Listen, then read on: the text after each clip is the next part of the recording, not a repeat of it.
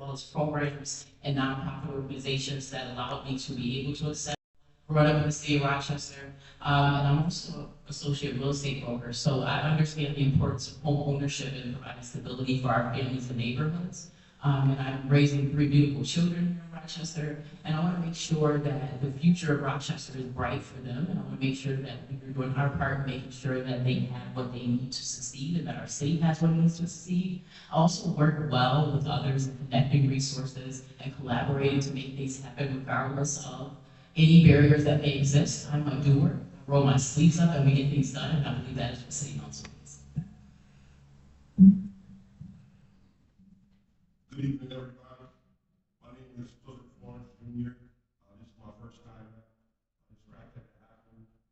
Everybody that's done something for the first time, just raise your hand. Everybody that's done something for the first time, just raise your hand. Everybody that's done something for the first time. That's everybody in the room. That's me in those seats. This is my first time. I don't come with a big resume. I don't have something that's going to make you stand up and laugh and go crazy over something I'm going to say. Those that don't know me, I come from the struggle. My grandfather, Franklin Florence Sr., I saw all my life. That's the greatest example that I have for running, because his legacy is important. The things that he started is very important. And I just think that it's very important that we have somebody in office that's going to move the needle, so to speak, because we have a lot of complacency in this city where people are just going along with the norm and business as usual without having uneasy conversations and things that get the needle moving with housing and homelessness and things of that nature. So I'm a first timer yet again, and I just want to support with that. We all together know what first timers like, and that's why I'm running. Thank you. Hello everyone, I'm Michelle Leslie Smith, and I'm also running for the first time. I am a social worker by trade, clinically trained, licensed social worker.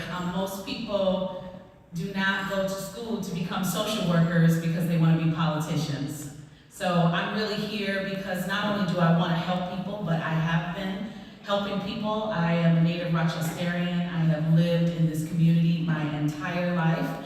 I've lived in the city of Rochester my entire life, and I've been doing neighborhood revitalization work for the last decade. And I know what it takes to ensure that Rochester neighborhoods have everything that's necessary for people to live, work, and play safely. I do know that it is important for us to use neighborhoods as economic ecosystems for breaking the cycle of intergenerational poverty. That requires being able to come to the table and work with people from all walks of life, work with people with all varying opinions, and still be able to make progress on behalf of the people of the city of Rochester. And so I hope to earn your support, and I'm willing and ready to roll up my sleeves and work.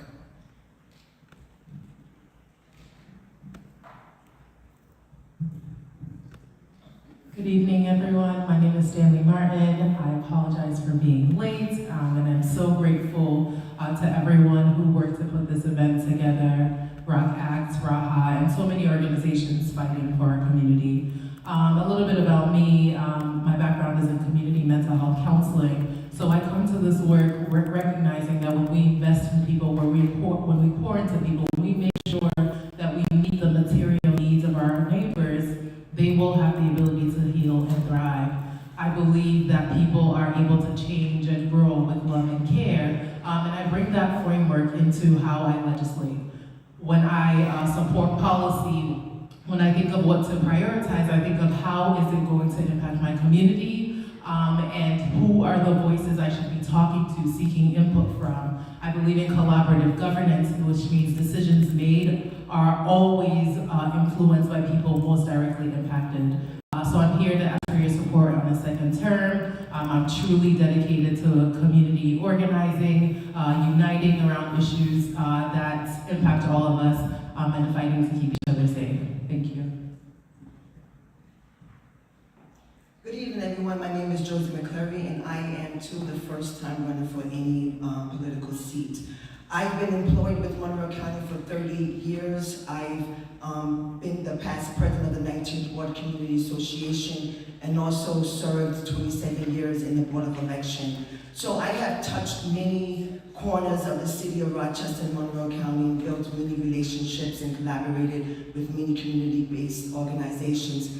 I never would have figured I would be sitting here, but the community asked me to run for office because they know the work that I have done and the time that I have put into the community. I am dubbed as the connector, so I connect resources to people and people to resources, and I would like to leverage my knowledge of Monroe County policies and procedures into City Council because the city does sit in Monroe County, and we need to bridge that gap. Thank you. Hi everybody, my name is Mike Powell. I'm a licensed master social worker as well. I'm also a New York State certified drug and alcohol counselor, so I hold 2 professional licenses. I'm the executive director of a grassroots nonprofit that I started working with people recently released from jail to prison. It's called the Reentry and Community Development Center. In my day job, I'm a drug and alcohol counselor. I work at a methadone clinic here in Rochester. One of the reasons why I'm running is because I love the city of Rochester. I grew up on Scioto Street, so Rochester is all I know. It's close to downtown. But I feel like Rochester has so much potential, but lately we haven't been maximizing that potential. When we talk about downtown Rochester, they done turned our beloved downtown into a residential neighborhood. I want to help make it become a booming business district again. We have 3,000 empty lots. I want to put beautiful homes back on those empty lots. And the crime is outrageous, but they'll tell you that crime is down, but it's really not. Thank you. Hi folks, thank you for having us tonight. My name is Kevin Stewart, and I'm running for Rochester City Council because when I walk or drive through the streets of our city, I see people who are hurting. And I've grown tired of hearing people in power tell our community that there's just nothing that they can do. We have a $700 million city budget. We have resources. We have power. We have leaders in this community. And I think it's time for our city council and our elected officials to listen to that community and do their jobs. We dragged our feet on a vacancy study, a feasibility study for a public utility, and good cause eviction. We have crises in our community, and we are not acting with the urgency that is required to meet this moment. I'm a 3rd-generation Christmas tree farmer. I grew up digging holes. I grew up solving problems that I see in front of me. And I will take that same attitude to City Council. Whether it be my 15 years of experience in the restaurant industry, as an urban agriculture leader in the city of Rochester for the last 5 years, or in my current role as a police accountability board, I'm a public servant to my core, and I'm proud to bring that to the Racine City Council. Thank you. So we'll continue going on down the line and then we'll come back to Victor. Okay, thank you. Good evening, thanks for being here. My name is Dave Sapafadius, and I'm running for City Council. I'm born and raised here in Rochester. In fact, I graduated from Franklin High School with at least one person in this room. Name drop. And as I've been here, and as an educator, I have also seen generations of our kids grow up in abject poverty, and then knowing history as an educator, I also know how the city was founded on systemic racism and income inequality. And so the ideas that I have been advocating for and standing up in front of City Council for years, I have seen City Council, if not ignore those suggestions and those demands, or to implement them halfway and get them wrong. So I decided that I would like to be in there. So the ideas that I have, such as dumping RG&E for a public utility, treating housing as a human right, and universal child care in the city, so that I can be involved in that and make sure that it's done correctly. And like Kevin said, using the resources that we have, because we have plenty, to meet the needs of everybody, and not just developers who don't live here, and so that our money leaves town. I'm running as a Green. I'm not a Democrat, so New York State sees that as being independent. My petitioning time is right now. If you like what you hear from me, please sign my petition so that I can be on the ballot in November, not June. I will be here when we're allowed to afterwards, as long as until they kick me out, for anybody who would like to sign my petition. Thank you.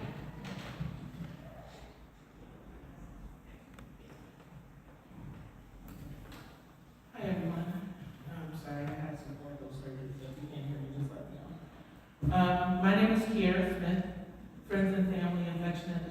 PG. I'm running because I was born and raised in this community. I believe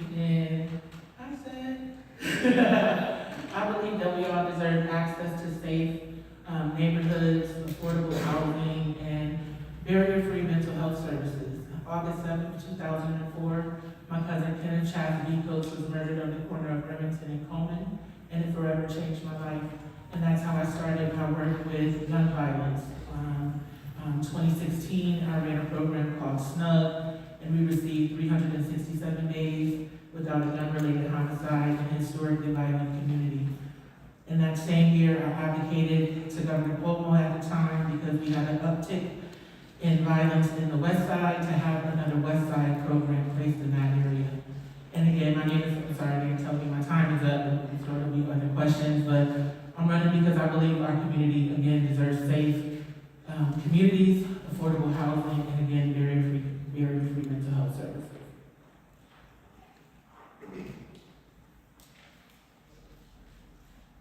Hello, everybody.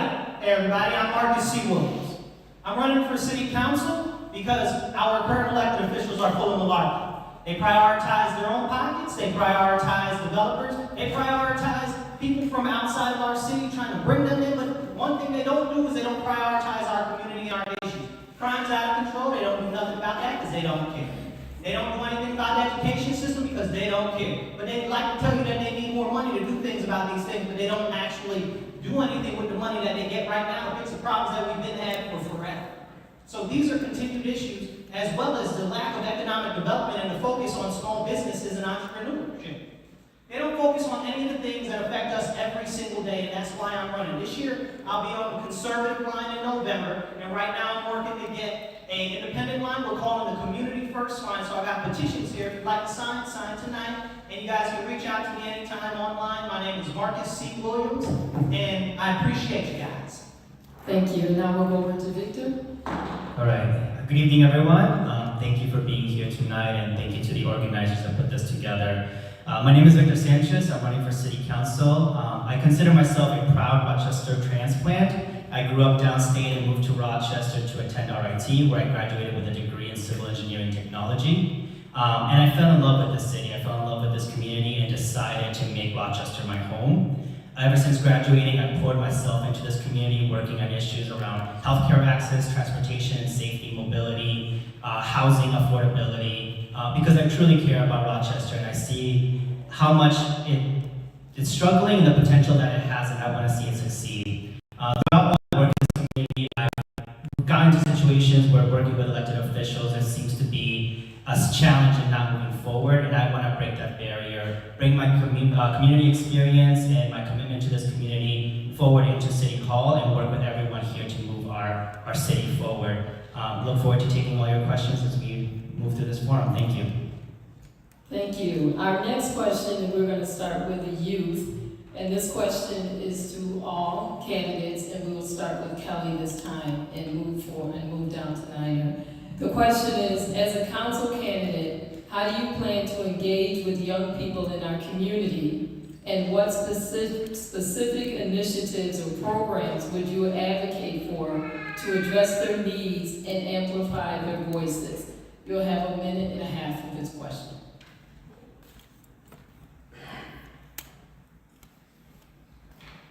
Whew, no pressure. So I am the mother of 4 young adults. And I think one of the most important things we can do for our children is to give them a connection. Whether that's a connection to us, whether that's a connection to our community, whether that's a connection to something that moves them. When our kids are not connected, they are unmoored and they are easily swept up by folks who would use their good nature to help them and not the children.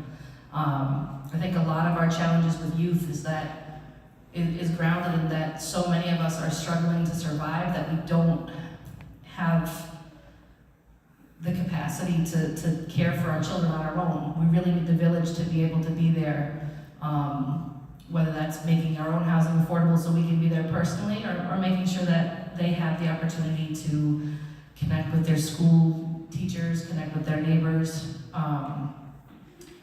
Because what happens is they're going to go where they find that connection.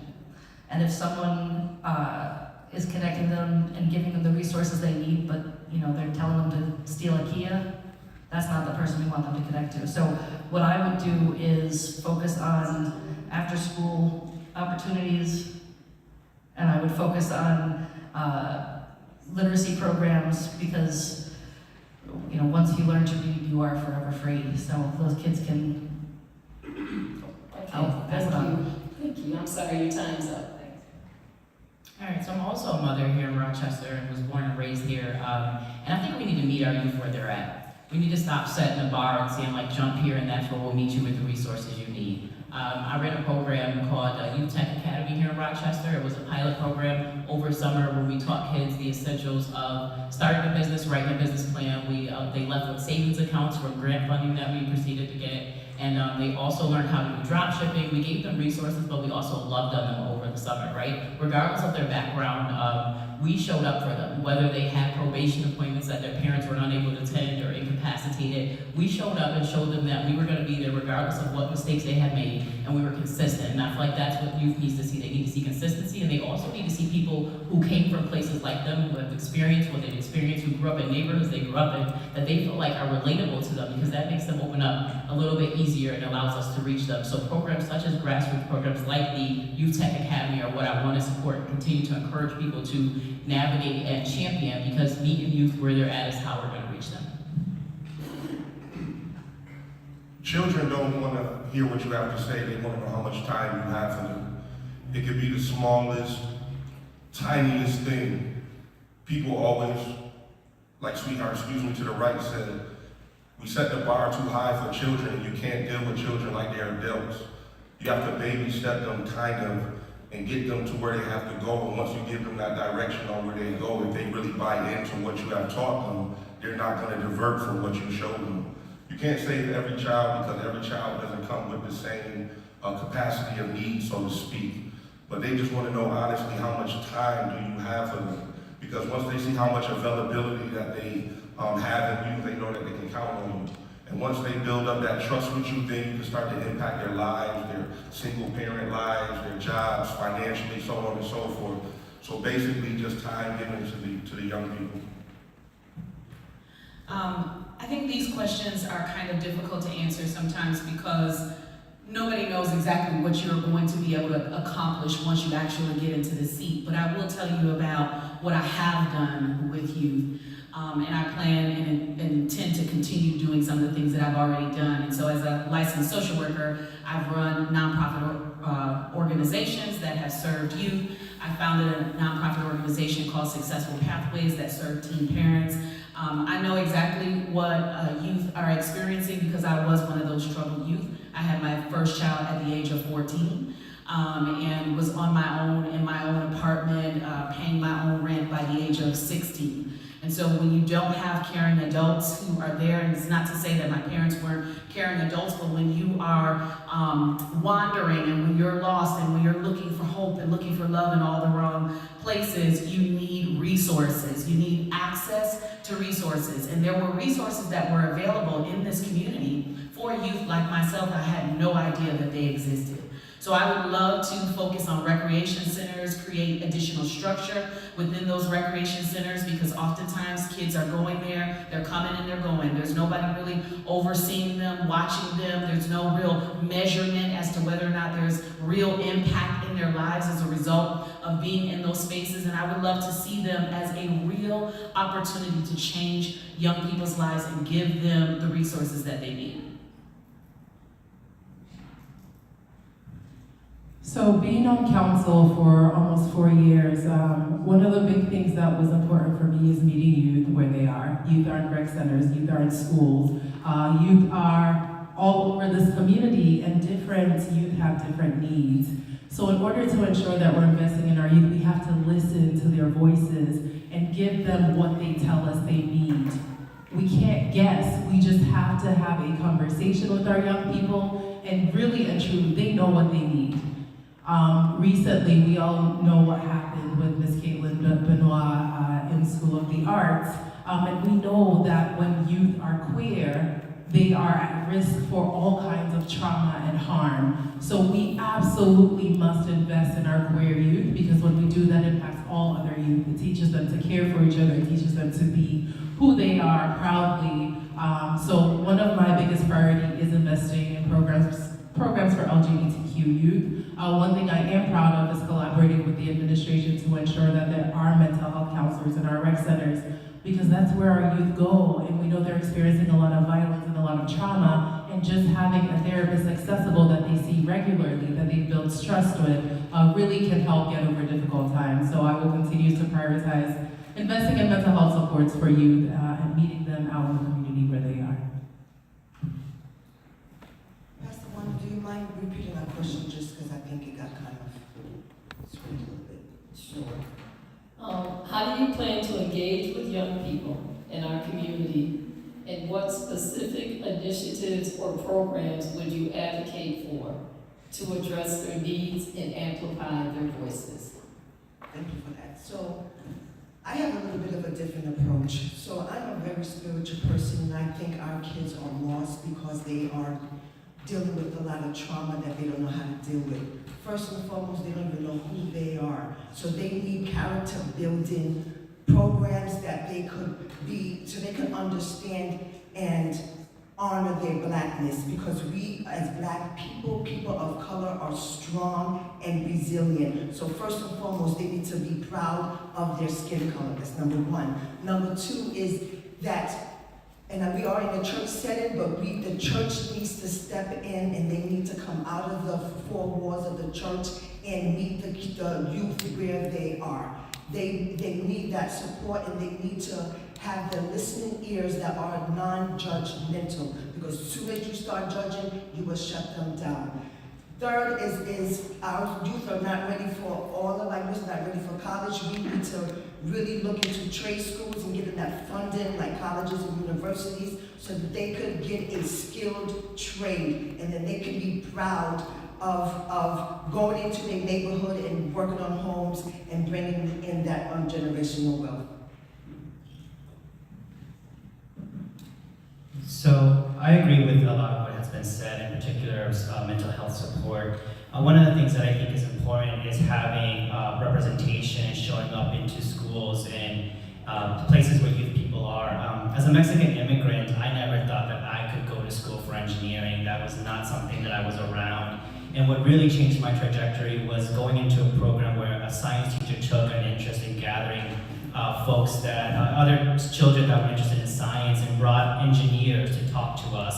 And that really showed me that there was somebody that could look like me that was in that path. And that really inspired me to kind of pursue a field in engineering. And to what has been saying, now I work in the construction industry as a project manager, and I've been talking to the ACE program about teaching students about the trades. And one of the things that was told to me is that we don't have a lot of Latinos coming through this program. That's because there's nobody that looks like them in the programs out making the outreach. So I will have that commitment to be in the schools, to outreach to folks so they can see that there's somebody like them in these spaces and change the trajectory of their lives. Thank you.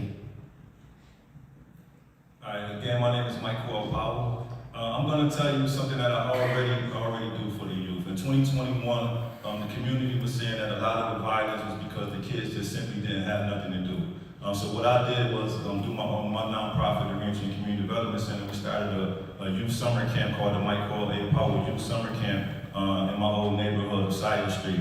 And we gave out stipends, and we gave out life skills. It was a 5-week course that we graduated 17 kids last year. One of the things that's important that I want everybody to know is that it's important that during this election, we elect a black man. One of the things is that the youth need to be able to relate to the people that sit on city council. We have Woody Lightfoot, he's not running anymore, and then we'll have Michael Patterson. So we don't elect a black man to city council now. We could end up in 2 years without no black man on city council. And I think knowing the dynamics of Rochester and the history of racism and poverty, it would be an injustice and an embarrassment if we have a city council with no black men. And lastly, I will have an open door policy for at-risk youth in City Hall that parents and the youth can come to me, and I'll make sure they get connected with the resources they need personally. So I want to revisit the sense of crisis that I talked about in my opening opening statement and the lack of action that I see from our city council. We have some of the highest child poverty in the country, and we are taking away resources from our children. We have libraries that are closing earlier and earlier or shutting down completely. Rec centers who are run by incredibly dedicated people are also having resources taken away.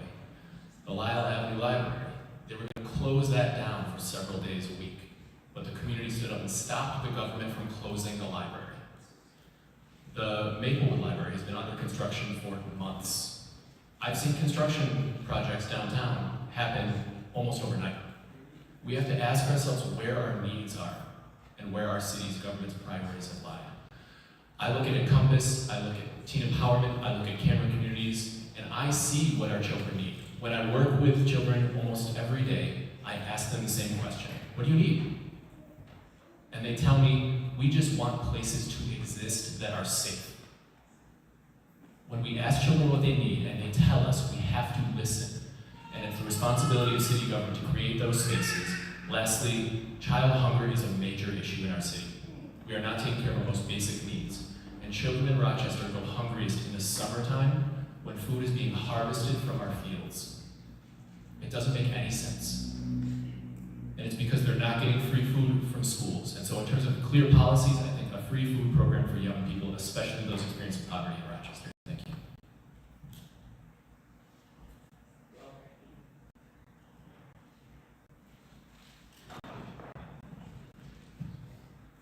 Well, as I mentioned before, Todd, this city was founded on systemic racism and income inequality. And you can't, and I teach my students this all the time, with problems so complex, there isn't just one answer. So with the time I have, I'm going to give you 3 ideas, but there are more. And more of them you can see at my website, dayforchange.org. So I've run before, actually, in 2013 and 2019, and both times, just like this, I am calling for increased recreation hours and increased library hours.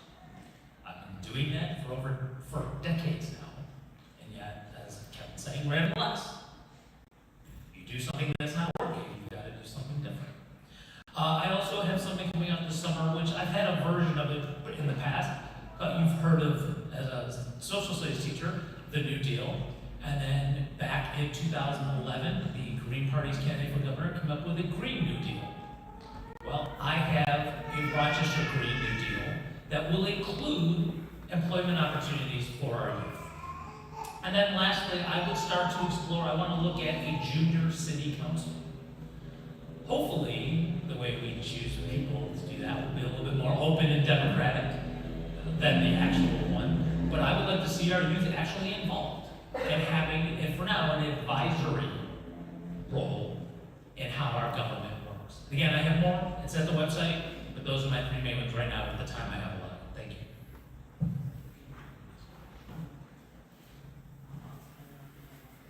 you. Thank you. Again, everyone, my name is Kiki, and I've worked at Industry, Center for Youth, Hillside, the YWCA, as a teen case manager for teen moms.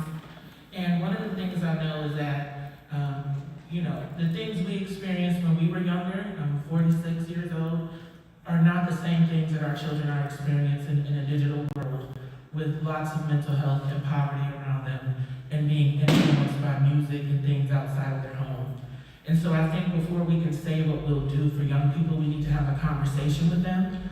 I developed a framework, it's the LFI framework, and it says listen, learn, implement. We listen to those most vulnerable, we learn from their experiences, and then we implement the things that they're asking us to do. And I believe that that's what we need to do with our children, because we don't know what, by the time we get in office, it'll be a whole new wave of things, right? None of us would think that the internet would be as powerful as it is and as influential as it is on our children, and it is. And it's having a tremendous impact on their mental health. So at the end of the day, I can't say what I would do, but I will tell you that I would listen. I can't say that. I will say that I would listen to the children first, ask them what their needs are, and ask them what they need, and not just make assumptions. Test.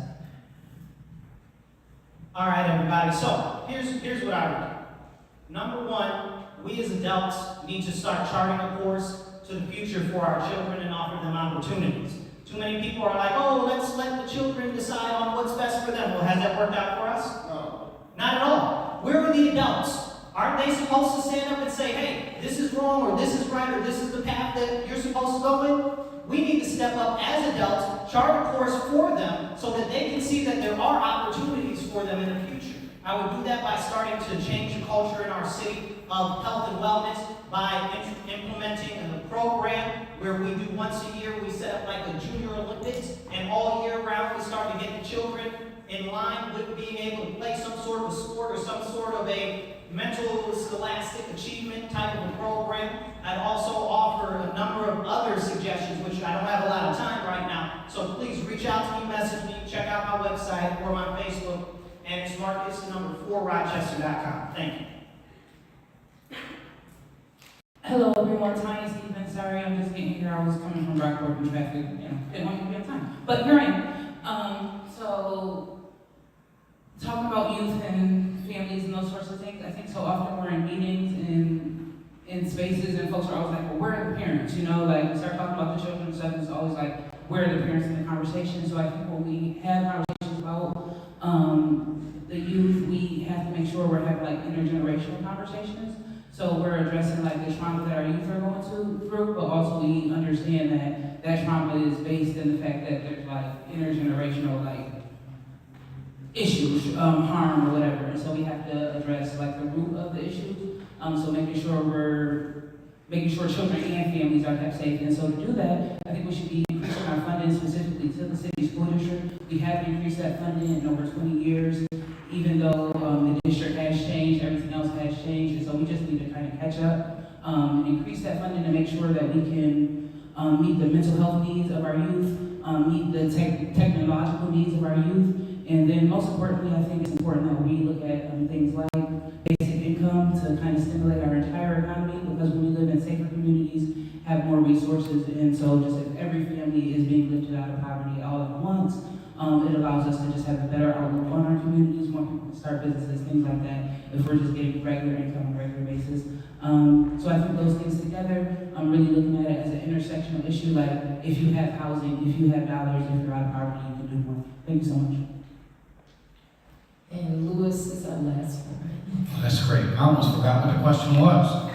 You want me to repeat it? Can you please? Because I don't think anybody really answered it. Okay. How do you plan to engage with young people in our community, and what specific initiatives or programs would you advocate for to address their needs and amplify their voices? Well, not against anyone that's on this panel, but most of us haven't been to school in a long time, okay? So the ones we need to talk to aren't even really in this room, okay? I feel that we failed the children. The children didn't fail us because we didn't come to them to get the right answers, So to me, as a father of 5 children and many grandchildren, I can tell you, I want my kids and grandkids to be successful.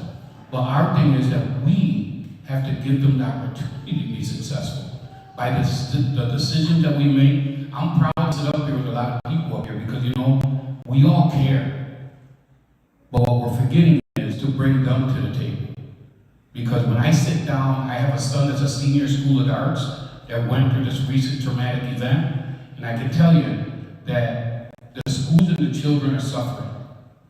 And until we realize and really talk to them, not about what happened to us at Franklin or Edison Tech 20, 25 years ago. Because you know what? Our high school is different than the challenges these children face.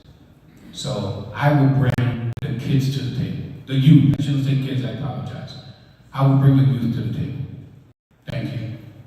Thank you, and now we're going to turn to the community and do a community question. "60 seconds, and we will start at this end, the opposite end, okay? The time is the time. Sorry. So here's the question.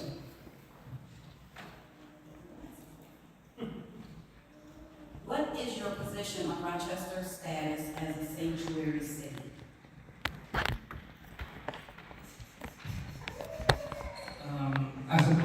sanctuary city, I think we should be putting more effort into what that actually looks like. Creating real pathways for folks to build real community here. We should be protecting folks as much as we can. We see what's happening on a national level, so it just looks much different than it did maybe 5 or 10 years ago. I think it was okay for us to kind of just say we were a sanctuary city before, because we weren't in the situation that we're in right now. But for the current situation, I think we need to be a sanctuary city. We need to stand on that. So that looks like, again, providing housing, providing food, making sure that everyone's needs are met in the city. And that's really specifically on us being a sanctuary city and us supporting the folks in there. Thank you. All right, I'm a black man. I'm an American. Okay, absolutely not. $3.4 billion from our state budget last year was allocated for illegal aliens. We got people up on this panel talking about generational poverty. Oh, people are poor, people are food insecure, while we giving all of this money to people that got another country. Well, let me tell you something. Black people and Puerto Ricans, we ain't got no other country to go to. Where we about to go? Nowhere. Stop spending our money and our resources on other people, and you should see the money that is taken out of our school district to put resources to them. They ain't giving us no free housing, they ain't giving us no free food. If they want to give it to somebody, they need to be giving it to our people. And if they want to say it's Spanish people, we got Puerto Ricans that we can give it to. Hello? Tell me when I'm wrong. Okay, I'm just gonna ask that we remain respectful while we are in the sanctuary. If you don't know how to be respectful, we will exit you out very nicely. There is no outburst. We are being structured here with what we're doing in this format, and if you can't handle that, then we will ask you, we will nicely escort you out. Thank you for your answer. Is it Kiara? I want to make sure. Okay, thank you. Kiki. I'm just gonna say that I come from I have immigrants in my family. They went through a process to get here. And I just believe that we need to make sure that we protect the immigrants that are here. And that's it. Well, as a both teacher and student of history, I recognize what is happening in our country right now. And not only was I for us being a sanctuary city when it actually happened, I do believe that we should be doing everything we can to be fighting the fascism that's being thrust upon us. As an elected member of City Council, I will use every power that is at my disposal to do that. I do not know what that means. I don't know what that would be. But I'm just giving you in terms of my philosophy and my outlook. I would use every resource at my disposal as a member of our government to fight fascism. I am proud to live in a sanctuary city. And I think we need to be doing more to keep our communities members safe, because these are members of our community. These are our neighbors. The borders are, at the federal level, is coming to Rochester tomorrow. And when we talk about resources and where they're going, I think something that needs to be talked about is our PD, who has been illegally cooperating with ICE over the last several weeks. Annually, they got $171 million a year. When we talk about housing, when we talk about food security, when we talk about poverty and childcare in our city, the resources are not going to immigrants and refugees. These are people who help keep our community safe, who feed us, keep roofs over our head, and we should be welcoming them and protecting them. I think we need to do more of that. Michael Apollo again. As a social worker, I'm ethically bound to be able to look out for and advocate for any vulnerable population. The only thing is that we're a sanctuary city, and it is what it is, right? But I just think that with the recent situation, some of our elected officials may have used it as a political tactic, right? They wanted to protest and be on the news, but what happened was they should have been more strategic with doing that, because they didn't do nothing but get the national spotlight on us, right? So I think that we could have been organizing, working closely with agencies that provide services to immigrants. We could have been organizing together as a community, but the way they went about doing it, I just think it was backwards, and it could have been more strategic. That's what I would bring to City Council. I'm a strategic thinker. As I mentioned, I'm an immigrant from Mexico. I to be quite honest with you, if they were as aggressive as they are now, I don't know if I would be sitting here in front of you today. And that's something that scares me, and it scares a lot of people in our community. And that fear does not keep our community safe. That fear is not what helps this community thrive. So I fully support us being a sanctuary city and making sure that everyone here has the access and the opportunity to thrive in this community. And using rhetoric like illegal aliens is not helpful. Last time I checked, I'm a person, I'm a human, I'm not an alien. I support the city of Rochester remaining to be a sanctuary city. This United States of America was built on the backs of immigrants. And 2 members of my family was deported a month ago. My kids, half of my kids' father's side is Jamaican, so they got deported because their paperwork was not correct. It is what it is, but they were not criminals. And the thing that is being disrespected is that individuals that are working and bringing in resources, fixing our roofs, doing work on our house, harvesting food, but yet you're going to pull them and send them back to a country, and most times not even the country that they're from. So I will fight, whether I'm on city council or not, my voice will be heard. So as a sitting council member who is being sued by the Trump administration for our sanctuary city policy, I'm so proud in this moment to be united with all 9 members of council and the administration in fighting relentlessly to protect our immigrant communities and defend our sanctuary city status. It is so important that we not fall into this trap of them versus us, because at the end of the day, we are all human. When something happens to me, the first person who's gonna show up for me is my neighbor. No matter what race or background they are my neighbor, and I'm going to stand with them. And what that materially means for me is defending the sanctuary city status as it exists, but also strengthening it to make sure that in the future, when RPD decides to collaborate with ICE, we actually have built the power and the commitments to truly hold them accountable for failing and betraying our people. Yes, absolutely. I definitely support the fact that we are a sanctuary city, and I think that everyone in this community should work their butts off to ensure that we maintain that status. As a woman of faith, I think it is very important that we are concerned of the least of these. There's a famous quote that talks about, when they came for this group, I didn't speak up. And when they came for that group, I didn't speak up. And then when they came for me, there was no one left to speak for me. So how dare we sit here and decide someone else's fate? As it has already been mentioned, this country was built on the backs of immigrants. My grandfather is from Belize. My grandmother is from the Bahamas. My family was brought here, and many of our families, for many, many generations, were brought here against our will, and now we are here and we're ready to lock arms and stand with other people who've decided that at this time in history that they want to take their chance at the American dream. How dare we decide someone else's fate? How dare we make a decision about someone else being able to pursue happiness, be able to pursue a new life, a new journey? It's not for us to decide, but it is for us to stand and fight.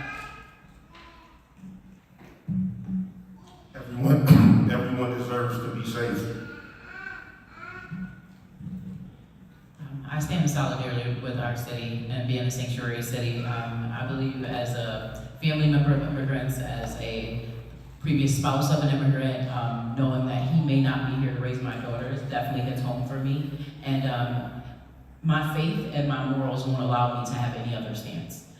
We are all people. We all seek an opportunity to thrive and help our family grow and to provide for our families. And honestly, the immigrant population in Rochester are a huge part of our workforce. They contribute enormously to our economy as well. So my faith, again, and my morals will not allow me to feel any other way. Thanks, Senator. So I'm Kelly Cheadle.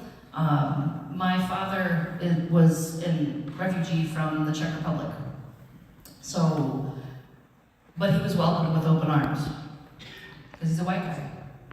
He was given a full scholarship to college, he became a doctor. When people get the resources they need to survive and thrive, they're able to survive and thrive. I support our sanctuary city status because it keeps our local resources from being used to support the federal government and the work that they're supposed to be, well, the work that they're doing. Right now, I think we have to make sure that we are not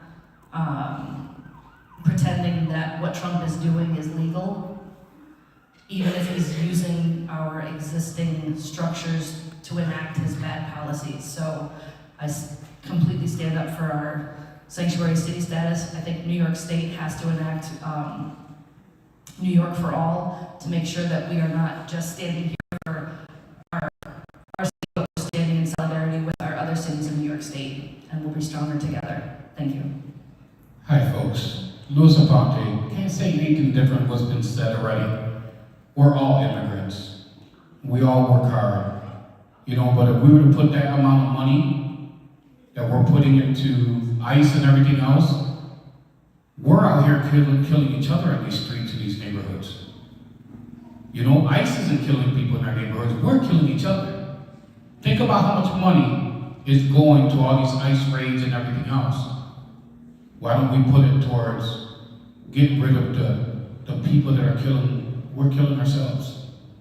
You know, so to me, I agree with everyone on this panel, except, well, maybe not Marcus, because Marcus gets extreme. But, still love you, brother. We just gotta keep our comments. Oh, I'm sorry, I'm not saying anything negative. Well, Marcus and I are friends, I apologize.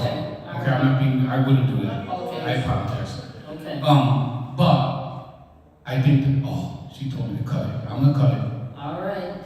That Marcus shout out took your time. All right. This next question is around police accountability. It's going to be you'll have 1 minute to answer. In 2018, 75% of the citizens of Rochester voted to establish a police accountability board, and in May of 2019, the city council unanimously, 9-0 vote, passed the Rochester Police Accountability Board legislation. A caveat to the law's passage was that city residents had to vote on it in November to formalize the city council's legislative action. Yeah, getting it? From May to November, activists, organizers, and civilians pounded the pavement, knocked on doors, phone banged, had people sign pledge cards, and we ate a lot of pizza in every quadrant of the city to get the word out. Social media was utilized, radio ads were paid for, and promotional videos were created. People set up tents at all the festivals in town. Literature was produced and disseminated en masse. On election night, people gathered at the UUU collective space on State Street. The votes rolled in, and city voters resoundingly approved the law with around 75% of the electorate voting in its favor. The question is, if you are elected to city council, will you support the PAB, and why or why not? Who wants to go first? Okay, Michael. Now, I'm going to go first because, as everybody knows, I'm sorry, I said 1 minute, right? Everybody give a minute? you need about 15 seconds. 30 seconds. Nah. Go for it. Go ahead, 1 minute. Everybody know I was one of the first 9 members that served on the Rochester Police Accountability Board. And my answer is simple. Of course, I'm going to support the Police Accountability Board. After I left, though, they did go through some turmoil that I wasn't happy about. So I will, to be honest with you, as a city council member, once I win a seat, I will support the Police Accountability Board as long as they're doing what they're supposed to be doing now, because they recovered from it. If they keep on in this trajectory, they got my support all day. But if they go back to the nines, then I can't support it. guess I'll chime in now. I proudly support a police accountability board. I was proudly out on the streets, pounding the pavement, as you mentioned, making sure that it was approved by the citizens of Rochester. And that right there is reason number one to support it fully. The citizens want this. They voted for it overwhelmingly. I don't think any elected official has ever gotten 75% in Rochester. So clearly it's something that we want and should support fully. I also support the Police Accountability Board. I do believe that there is a lot of potential within that board. I would love to, as a city council member, to not just be supported from the sidelines, but actually get to know all of those members on the board, lend whatever expertise that I can to ensure that we are creating policies that and opportunities to support our residents versus over-policing our communities. One thing that the accountability board was lacking was integrity. As a new person, that's what I would bring to the table, is integrity, to hold people accountable where we need accountability at. But like I said, when I first started, is people get so comfortable with their position and seat, and everybody becomes buddy-buddy. Nobody wants to hold their friend accountable. When we're doing a job servicing people, we can't be latched on to irresponsibility. So that's what I would bring to the table, is holding people accountable. I absolutely support the Police Accountability Board. And I also think a big thing is making sure that we support the board and being able to hold the police officers accountable. That's where I feel like the accountability needs to be directed towards. And we need to make sure that they have a beat in our community, so they're hearing the things that are going on in our communities, and they have the support of our entire government, our local government, and making sure that they can take action when things are done, and when things aren't done right, and that they can hold the police accountable, and it's not just a slap on the wrist or a conversation, but they're actually able to make sure that they feel that this should not be done, and that there will be consequences. So yes, I also support the Police Accountability Board. The other thing I would do as a council member is work with my fellow council members to push to make sure that the PAB actually has access to police records. Because right now they have been hindered. There are delays after delays in getting information to the PAB to review, which keeps them from taking action and even just reporting to council what's going on. So if you don't have the materials that you need to do the job, how can you get it done? So we have to, as a council body, make sure that happens. Hi, this is Louis Zapata again. I support the PAB. As a former union president, I can tell you I also feel they have the right to pick what union represents them. Okay, I feel that they have the right to do what they have to do and make it happen. If the city decided to do it under vote of 75%, then we have to respect our constituents, period. It's not for us to change the game later on afterwards and say, no, we're gonna do it this way. We have to respect the people that voted and said that we want this. Now, if it's wrong, we gotta fix it, hold them accountable. Are you gonna give me that stop sign? But there's where I stand. Thank you. So I too support the PAB. I actually applied when it first came about. I didn't get picked to choose, but I still stand by it 100%. I feel subpoena rights should be there. One thing I must say, and as the past president of the 19th Ward Community Association, I had the PAB come out and do 2 public forums there at the Arnett Library, because I think it's very important for community to know what PAB is doing, because they are doing a lot of great things. So I also urge community to get involved and be open-minded on some of the things that they do, because they are working their tail off. So I was one of the people knocking on doors, making phone calls. I was even talked into making a video for social media in support of the PAB. I have consistently, fiercely advocated for the PAB, and I do think the current board and the current executive director are doing an amazing job.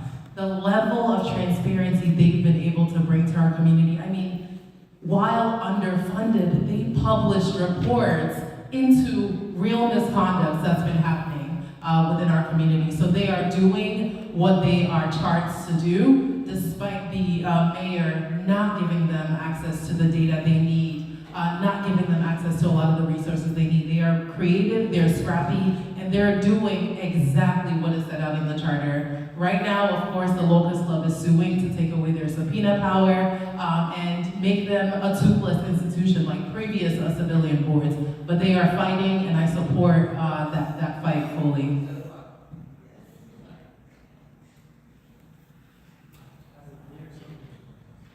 I work for the Police Accountability Board. I'm proud to support them. I'm proud to be a former PAB Alliance member. And we need our disciplinary power back. That's what the people demanded. We should be passing a resolution as City Council to support that fact, and we should make sure the Corporation Council never signs a union contract with the Locust Club that prevents us from getting that contract. We can do it at the local level. We don't need the state. I see it as a failure to live up to the charter, and the administration continues to allow this to happen in spite of the people, in spite of City Council. We talked about labor recognition, which I appreciate, Louis. Everybody on council and the administration is pro-labor, but they have not recognized our union, of which I'm an organizing committee member. And as Stanley said, the subpoena power is currently under threat, just like our disciplinary power was. The PAB is being sued, and the Locust Club, the same one that's meeting with the Borders are tomorrow, is suing us to try and take that away. So we need the community, we need our elected officials, and I'm proud to support the PAB. So I was the Green Party's representative, Police Accountability Board Alliance, and so obviously you can see where I stand in terms of the PAB. Now, when you elect me to City Council, I will not only support the PAB externally and publicly, but I will also fight any internal from within City Hall efforts to chip away at the responsibilities and the power of the PAB to do its job that they were elected to do. Not anything past that, not anything extraneous, but exactly what the charter says, people voting for them to do. And I will publicly fight any effort, whether it's the mayor, the city, anybody in City Hall, or anybody at the Locust Club, or class trainers, but anyway, it's true, they're class trainers. Anybody who would try to chip away at what we voted for the PAB to do. I'm not gonna say anything different than everyone has already said. I 100% support the Police Accountability Board. Again, it's what the people have asked for. It's what we should be doing. One of the things that we've been continuously asked about is how are we gonna stop the infighting within City Council? And I think if we just continue to implement the will of the people, then we're not not spending so much time going against one another. This is what the people have asked for. This is what we should be doing. And as a City Council person, I'll be sure to not only support the Police Accountability Board, like you said, externally, but internally as well. Thank you. I encourage you all to go back and look up the Evan Dawson episode where I was on there with Alex White talking about that, and I actually gave a solution previous to the Police Accountability Board that was a much better solution. I support whatever the community votes for. Okay, the 75% number is a fallacious number that's not true, because 75% of the people in the city don't vote. That's 75% of the people that did vote, so that's a different conversation. If y'all want a referendum on there to see what you want to do to change it, or the amount of money and funding that they get, I'd be more than happy to support that. But my job is to support what is voted on, what is wanted, and stuff like that. Personally, I think it's a bunch of hot garbage, and the money could have been invested much better. $5 million for them to spend $32,000 a month on that rental space and all them extra little cars and tables and stuff they didn't need was a disgrace to our community. Now they're working on revamping it. So we'll see, we'll pray, and we'll hope. But I'll do what you guys do. Just for clarity, I did say 75% of the electorate. Thank you for the education. I think, of course, yes, I support the Police Accountability Board, and I think that's a easy thing to say. And I think if we look at history, whenever progressive moves are made after the fact, in hindsight, people always say they supported the things. So I just want to talk about just the police accountability. That's what he said. Anyways, I was a part of the Police Accountability Alliance before that, and I was also a part of the Black Lives Matter organizing and work that was happening in the city before the Police Accountability Board. Like, that's what led to that happening, was the organizing that was happening, was the Black kind of movement that was happening was the work that the community was doing to get accountability around the police. And so then the PAB Alliance happened. I was a part of all of those things, and then also part of knocking on those doors and making sure those votes happen. So I think it's important to vote for folks who don't just say that they support the things now after all the things are here, but folks that have done the work, who have been in the streets talking to the people and have helped to build this thing. And so I support them, and I want them to continue, and I'll continue to fund them, and also support the PAB union. Thank you. Thank you, everyone. We're almost halfway through, so we're going to now turn to the community and take a community question. And this will be, I would say, 1 minute to respond. You okay? A timekeeper, where you going? Oh, you need a break? You can trust us to only speak for a minute, right? You're running for office, right? We're not that gullible, come on. All right, we got the timekeeper? Okay, well, we'll try to do our best to hold everybody to this 1 minute for the community question. You need a mic? Okay. If you are eligible, would you vote to opt in to rent stabilization? I'll say it again. Okay, so if you were eligible, would you vote to opt in to rent stabilization? I need to see it.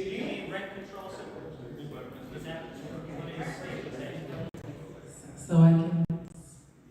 you wanna answer, and I'm sorry, but we have, go ahead. Yes, so I, along with community members, led the most recent fight to demand that the mayor commission a vacancy study, which is the first part of rent stabilization. The rents are too damn high, or too darn high, sorry, we're in a place of worship. So I think it's important that we regulate the rental markets and make sure that we can have safe, affordable housing here in our community. So I've been fighting alongside the tenant union and other community organizations for many years to make this happen. And we are hoping that the mayor will take action and commission that vacancy study, but that really is the holdup. So yeah, fully support rent stabilization. I too support it. Definitely the amount of rent that individuals are paying and the house is not even safe. There are so many code violations and we are losing people in fires because of the code violations. So we definitely need to cap the rent that people are able to charge, and then also cap the amount of housing that these developers come in and just buy up, flip it, and then want to charge us a whole bunch of money, and they have no commitment or any relationship to the community. So definitely I support it. We definitely need a cap on rent because rent is very unreasonable. I work on houses for a living for myself along with my brother who's in the audience. We see this on a daily basis where you have rats and rodents, roaches all over the house. I recently, yesterday, went to go look at a house off of Plymouth. There were no gutters on the house. They were hanging down. The landlord was not from Rochester. He just asked me to clean the gutters, but I told him he had a bigger problem. I said, you need gutters, you don't need them clean.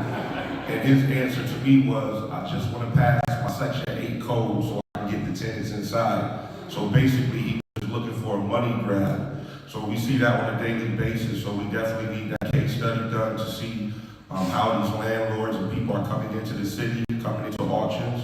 I participated in the auction. I was trying to buy one house, and a gentleman came through at one time and bought 55 homes at one time. There's no way as a black man you can compete with that type of rhetoric, and these people aren't even from this city.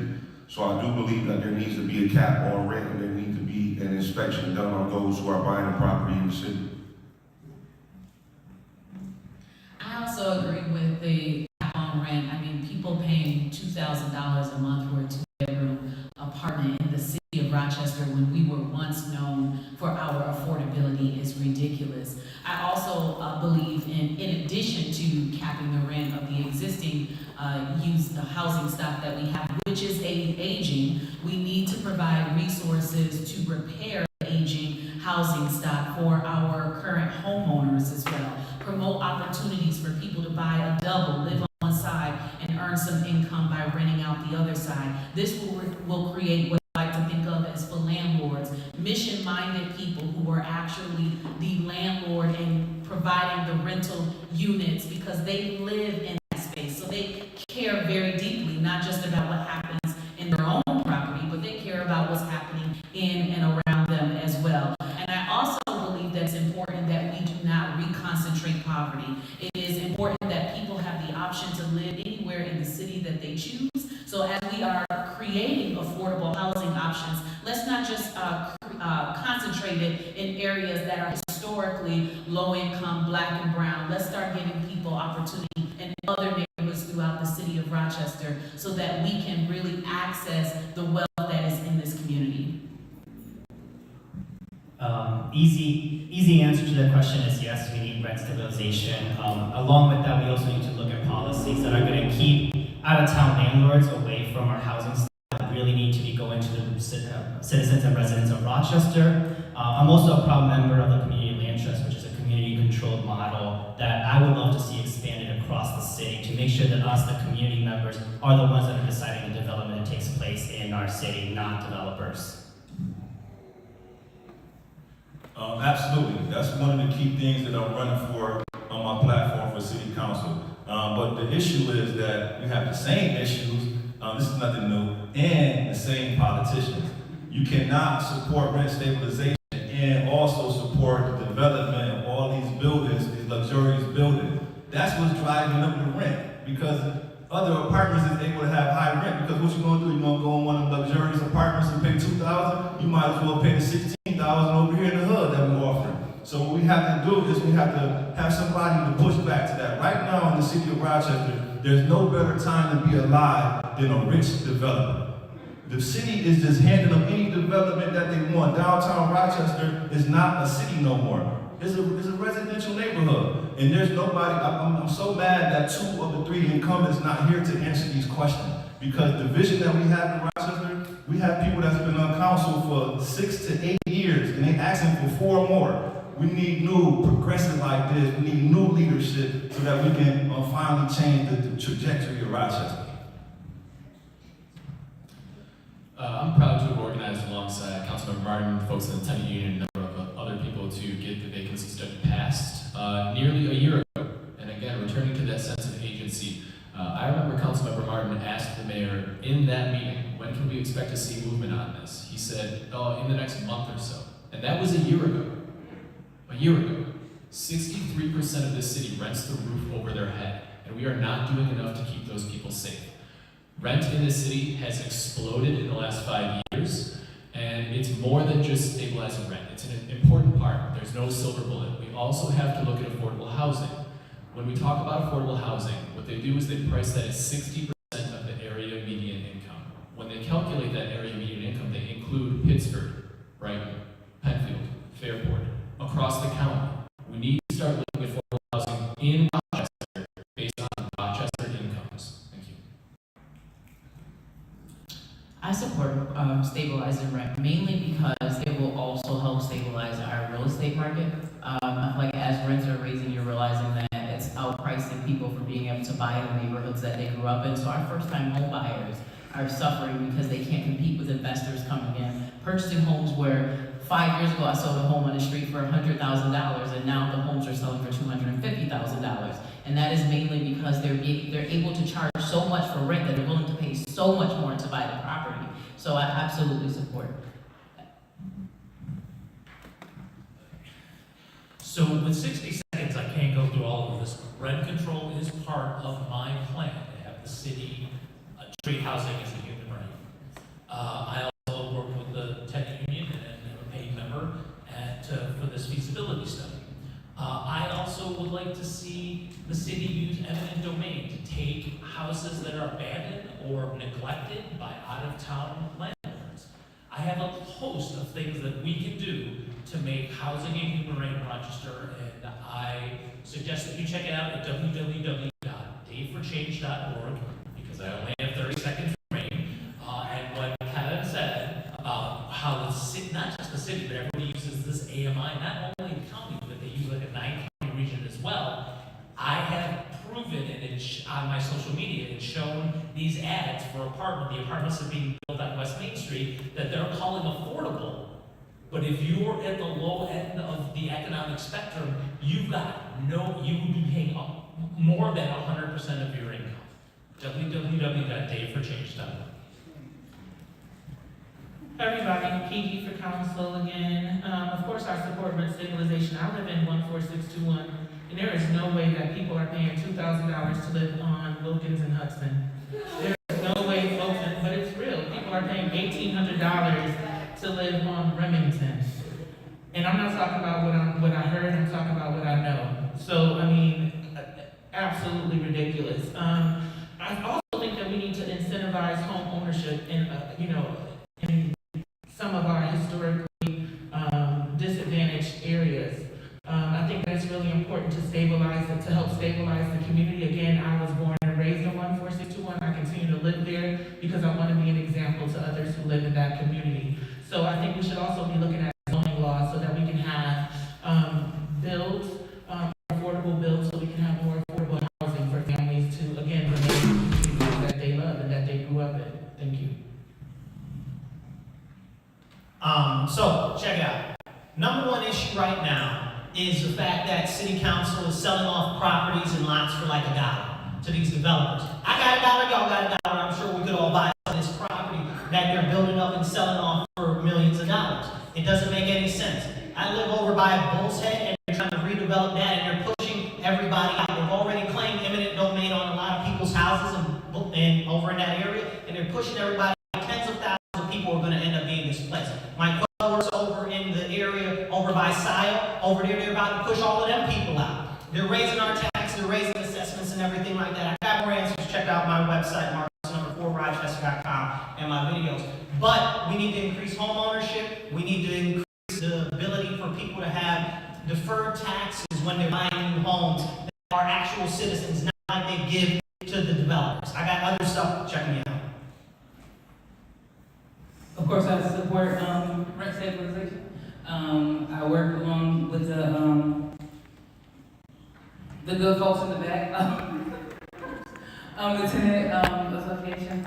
And so this is the second study that we've actually pushed to get done, because we did a study already and it didn't come back this way. So it's just to say that first you don't succeed, like continue to try, you know. So yes, I support this. I've run a program providing below market rents to folks for over 5 years, so I know it's doable. It can't happen in the city, just have to be on board for it to happen.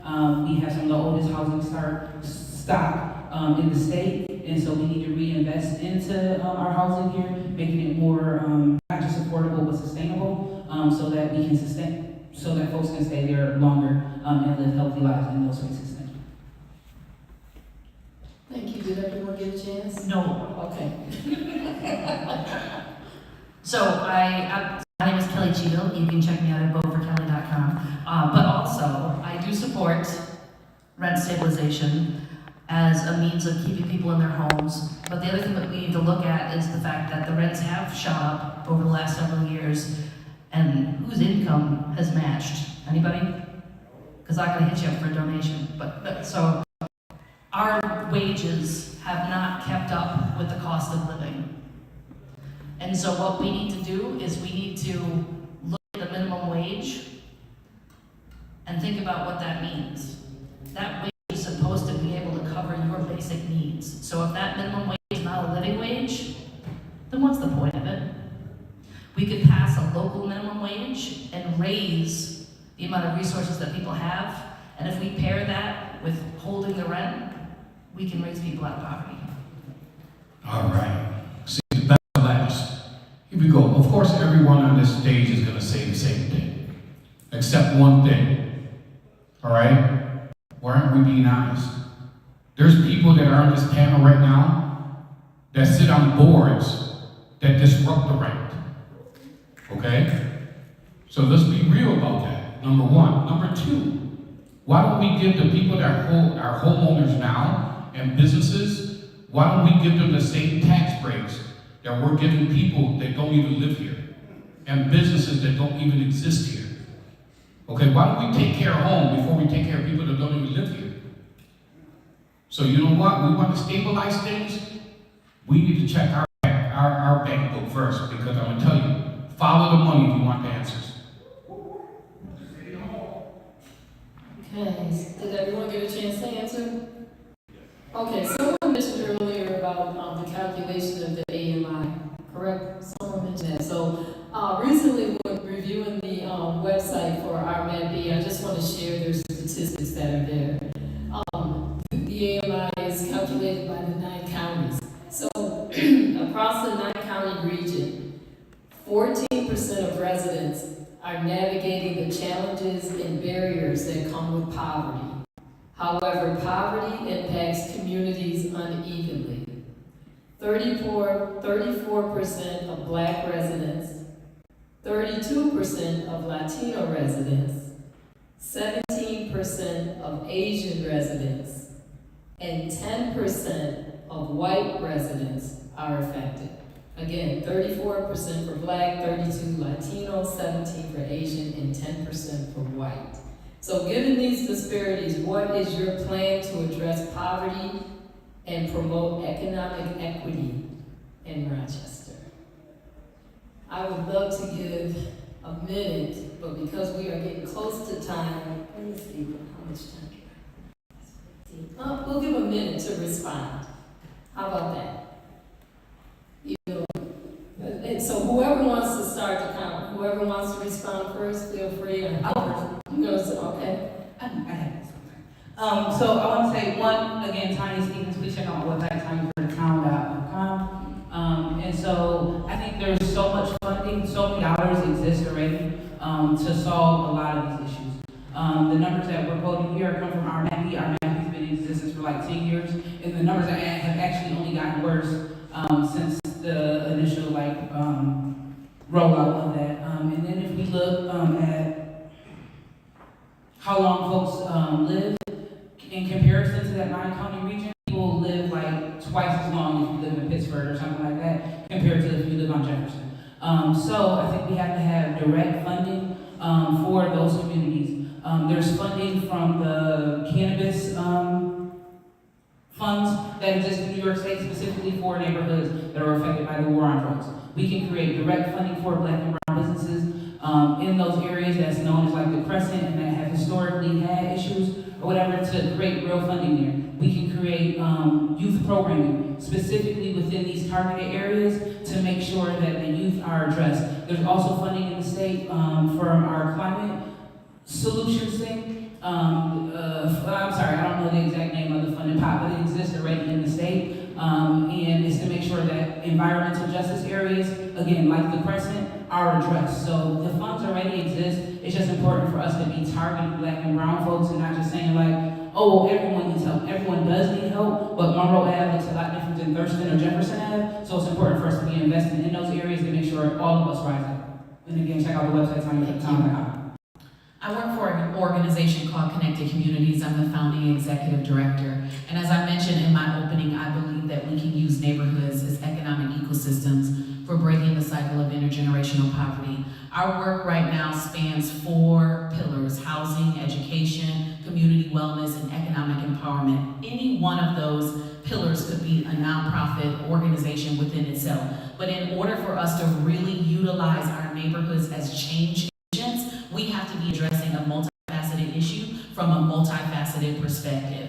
We have seen an increase in homeownership. We've seen an increase in affordable rental. We've seen an increase in resources coming to our neighborhood to budding entrepreneurs. We have acquired several properties and revitalized those properties and restored them back to community for community use. I believe that's what's necessary in every single neighborhood. We've been able to make this kind of change because we have a community quarterback that's partnering with residents, hiring residents from the neighborhood. More than 50% of my staff live in the neighborhood, own homes in that neighborhood, and we believe that they are the context experts to help ignite the change that's needed in their communities.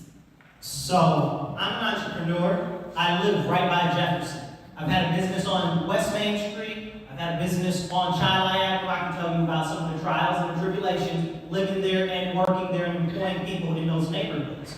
What we need to do is we need to focus on not just financial education for our community so that they can be uplifted and be able to thrive, but we also need to focus on employing the economic opportunities that we have with the funding that's already in the city, like the Office of Financial Management and Financial Empowerment that we have in the city, but you can't even get in there without employment because they had a crime issue. We're not going to talk about the crime and how that affects both poverty and small businesses. So I've got a lot of solutions and it will take me more than a minute. Please check out my Facebook, Marcus4, Rochester.com. You'll find me on Facebook, Marcus C. Williams for Rochester. Thank you. All right, I'll go next. Okay. My name is Michael Powell. I think it's important, my social work skills will be very important here because in order to address poverty, we got to be addressing some of the things that's causing poverty too, like drug addiction, mental health. It's an opioid epidemic right now. On North Clinton Ave, I'm gonna tell you how serious it is. On North Clinton Ave, you know they just invested almost $200 million, right? Ride down North Clinton and tell me if you can see that $200 million. It's still a little horrible, right? So we gotta be addressing some of the behavioral health issues, some of the social issues that lead to people being in poverty. One of the things that I would want to see in Rochester that we don't have and that we need is a black business district. And on city council, that's one of the things that I'll fight for. We need an area of Rochester to where it can be dedicated as a black business district, and that area must be downtown Rochester too. Could you repeat the question for us down here, man, please, and thank you?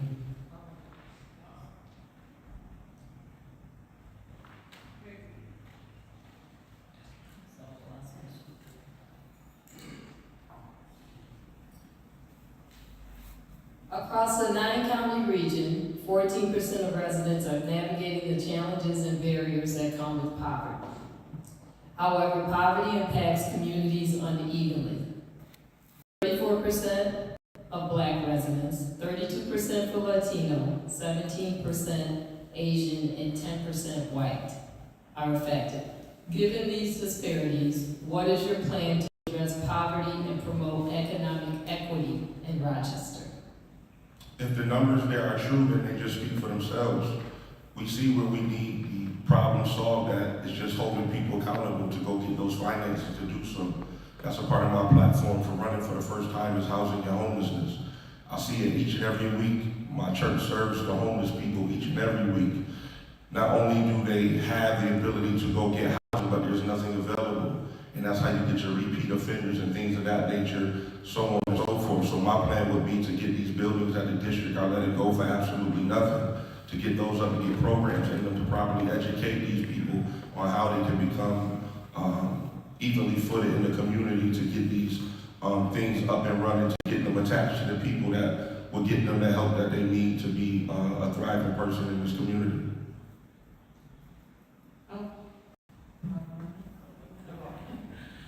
So I think it's important to invest in our, again, the areas within our communities that have been most marginalized, forgotten about. We need to incentivize entrepreneurship within our community. I think that we need to make sure that we are, again, investing in home ownership opportunities and to ensure that we're helping to build generational wealth. I think that we need to also be investing in green jobs as well as trade schools for our young people and for just community members in general. And I think that it's also important that we look into what a universal income can do to support our most marginalized individuals in our community.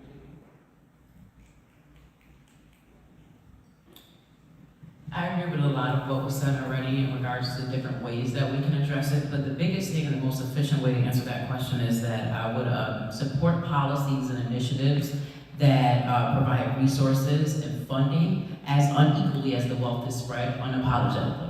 So by making sure that we are directly saying it and not apologizing for saying these people are not receiving what they need, there's a disparity here and they are unequally represented or they have unequal wealth in our communities, and we're going to direct this directly towards them and not apologize for it, not pull back, not say because we said black, brown, that, oh, you know, everybody should be included, but just supporting those initiatives and policies from the jump consistently and unapologetically is going to get them pushing.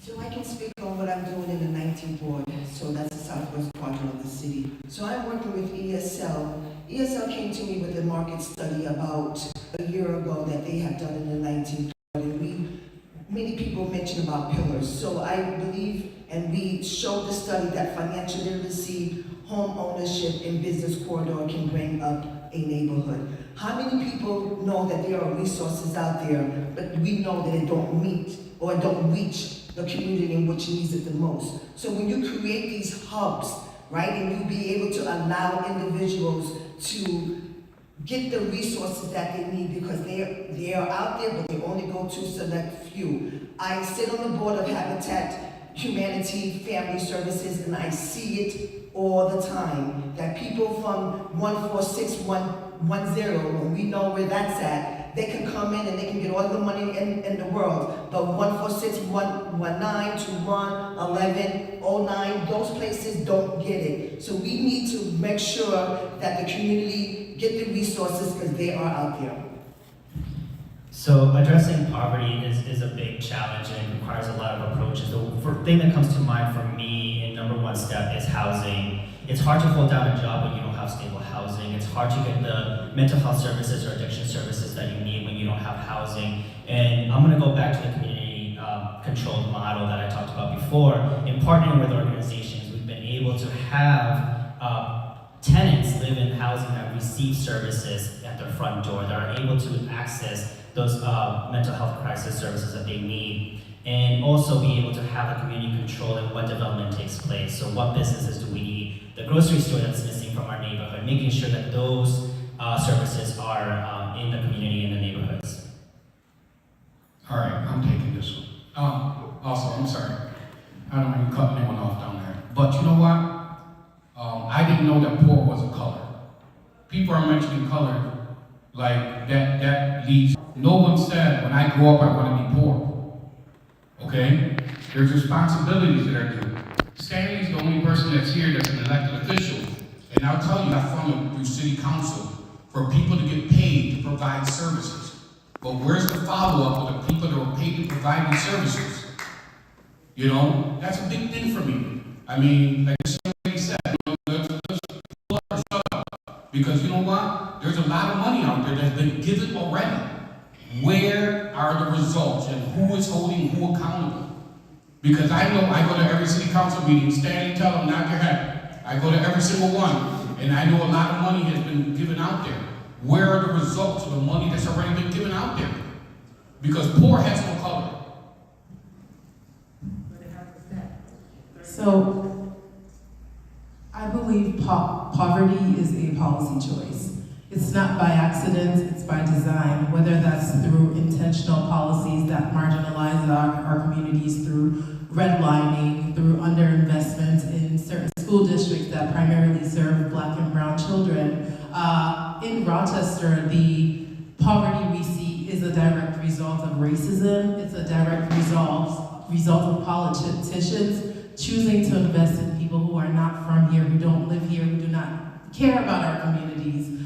We are definitely selling our city to the highest bidder at this point, and instead we should do what is so simple, right? Give people funds to meet their basic material needs. There shouldn't be this means testing or proving how poor you are to have your basic needs met. Once those are met, and you have food, you have housing, you have a basic education, you can then grow and work to ensure that you have the access to the resources to address long-term systemic historical poverty. But it is definitely a policy choice, and I think we can enact different policies that invest directly into our people and not developers. Can go ahead. Oh, okay. So to follow up on what Stanley just mentioned, poverty is a policy choice. It is not going to change until we start changing our policies. I believe that we need a council office on equity to evaluate every single piece of legislation that comes across our desk. Every every month council members have to go through piles upon piles of legislation.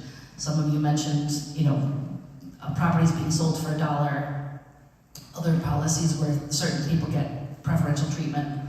If we have someone who is there double checking and looking at these pieces of legislation on the large scale, and we can consider whether or not, selling this one piece of property is going to cause more inequities, it will help us to make better decisions so that we don't repeat the same mistakes that we have in the past.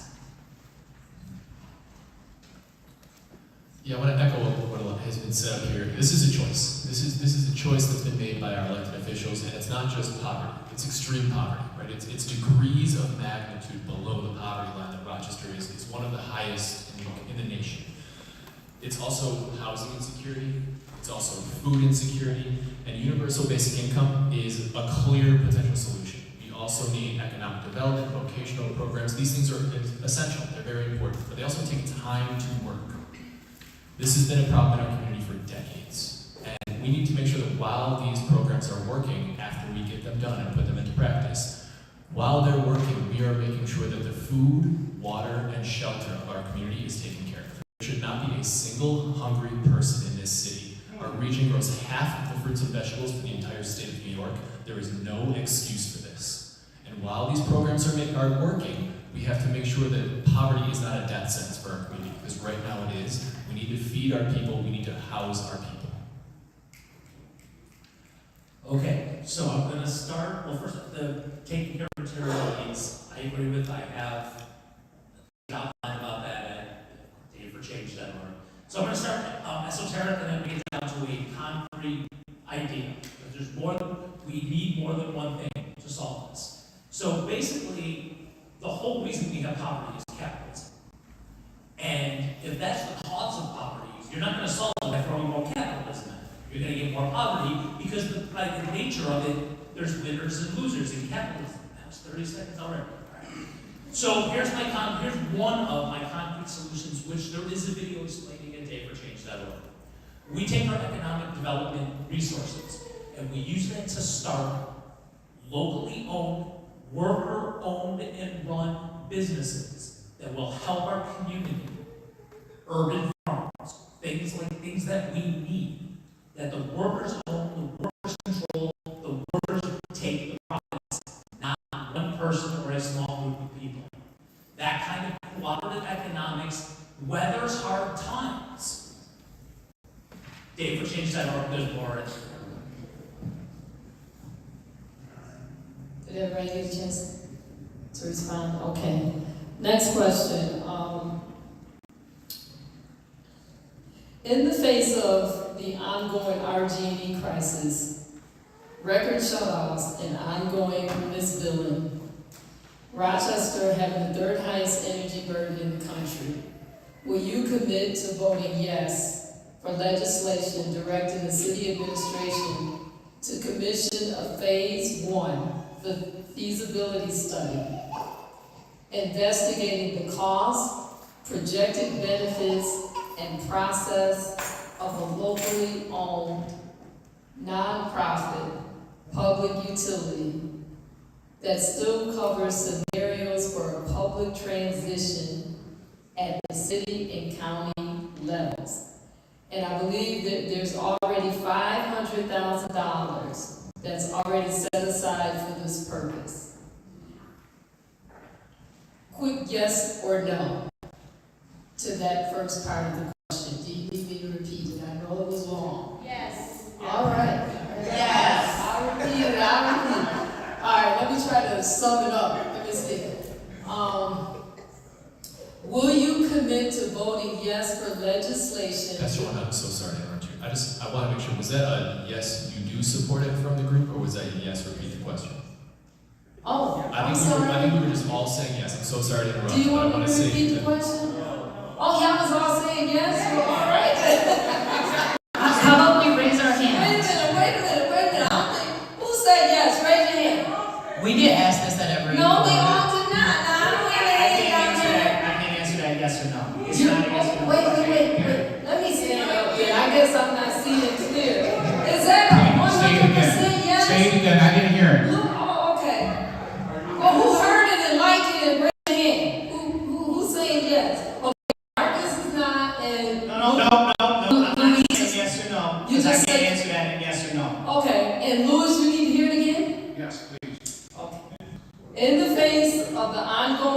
hygiene crisis, record shutoffs, and ongoing misbilling, Rochester having the third highest energy burden in the country, will you commit to voting yes for legislation directing the Don't finish that. That's a yes. Don't even finish that. Oh, okay. Thank you. Okay, that's a yes. Okay, now I got a second part. And then, if once the legislation passes, will you agree to establishing an advisory council, including a representative of Metro Justice, a designee of the president of the Labor Council, and other area stakeholders and experts? Raise your hand. I have a question though. Are those Okay, wait.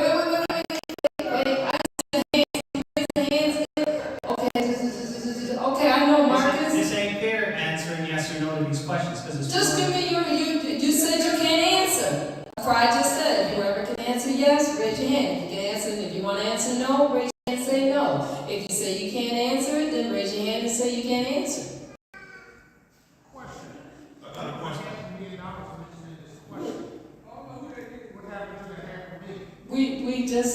I'm just doing this question for a minute, right? Just hold on a minute. Okay? So that's where I'm going with that. So after the establishment of the legislation, for those of you that are raising your hands and saying yes, do you agree to the establishment of an advisory council that will include a representative of Metro Justice, a designee of the president of the Labor Council, and other area stakeholders and experts? I have a question. Are those members of the advisory board paid or unpaid? Let me ask. Well, let's maybe that has to be talked out and kind of tweaked a little bit. So if it's paid, do you want to support paid or unpaid? If you want to support paid, raise your hand. If you want to, anybody want to support paid advisory people? Can I give a short version? Nope. Okay, no. Does that work for your question? Not yours, me. Metro, I know that's your community question.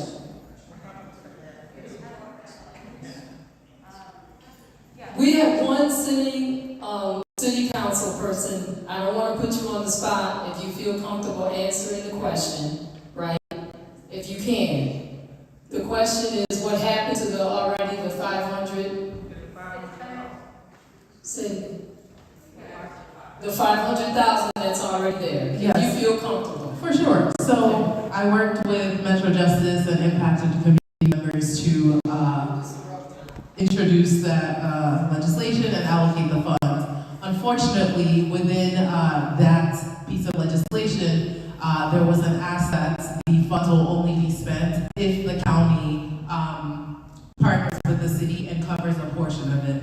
The county has decided not to cover a portion of it, so council has decided, majority of council has decided not to spend that money. So the money is still there, it exists, it hasn't been used. However, there isn't the will for the majority of council to spend that money and have the city alone fund the study.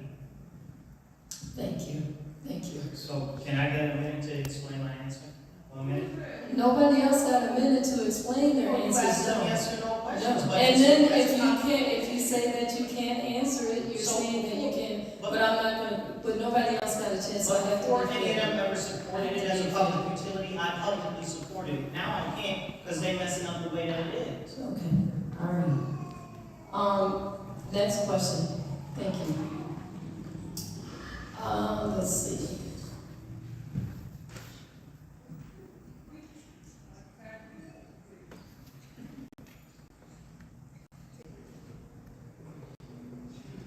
This is going to be for a minute.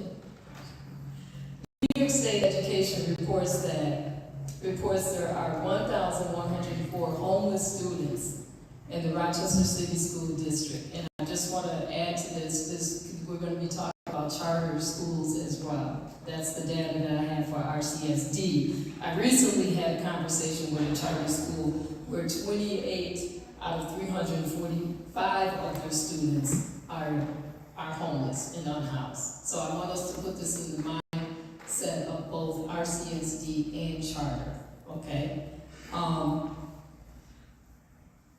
Some of the challenges they face as far as our students being homeless, whether in the RCSD or in a charter school. Some of the challenges they face include hunger, sleep deprivation, poor hygiene, behavior, impaired social skills, intermittent attention to task, lost sense of security, stress, anxiety, grief, and lack of academic progress. How will you support homeless students if you're elected? So I'm a Monroe County employee here in the room, and so Monroe County has Department of Human Services. I brought Department of Human Services out to spaces in the community, particularly number 16 school. I brought in Food Link, which we have a food cupboard there as well. We also, I could help bring in the Supper, which is a urban garden initiative. And so again, we can't expect these kids to learn when they are hungry. So we have to be able to provide food for these children so they can sit in class. Food Link has definitely had help, but we know that federal funding is cutting them, so we have to stay together, advocate together, so we can continue for our children. So we need to pay eyes for those nonprofits that never seem to materialize anything with all our money. That's number one. We need to focus money on housing people and getting them onto their feet, the ones that want to be housed. Many of these students are homeless because they're having issues at home, but maybe if we get them into actual housing that they can be stable in and actually help to provide for jobs for those of age, then we can actually start to give them the opportunities that are necessary. Also, we got all these luxury, beautiful kitchens that they just built in all the schools, but we get all types of crappy food from the middle of nowhere that's all moldy and stuff. They need to make the food right there inside the schools, and the children help with that and get paid to do that.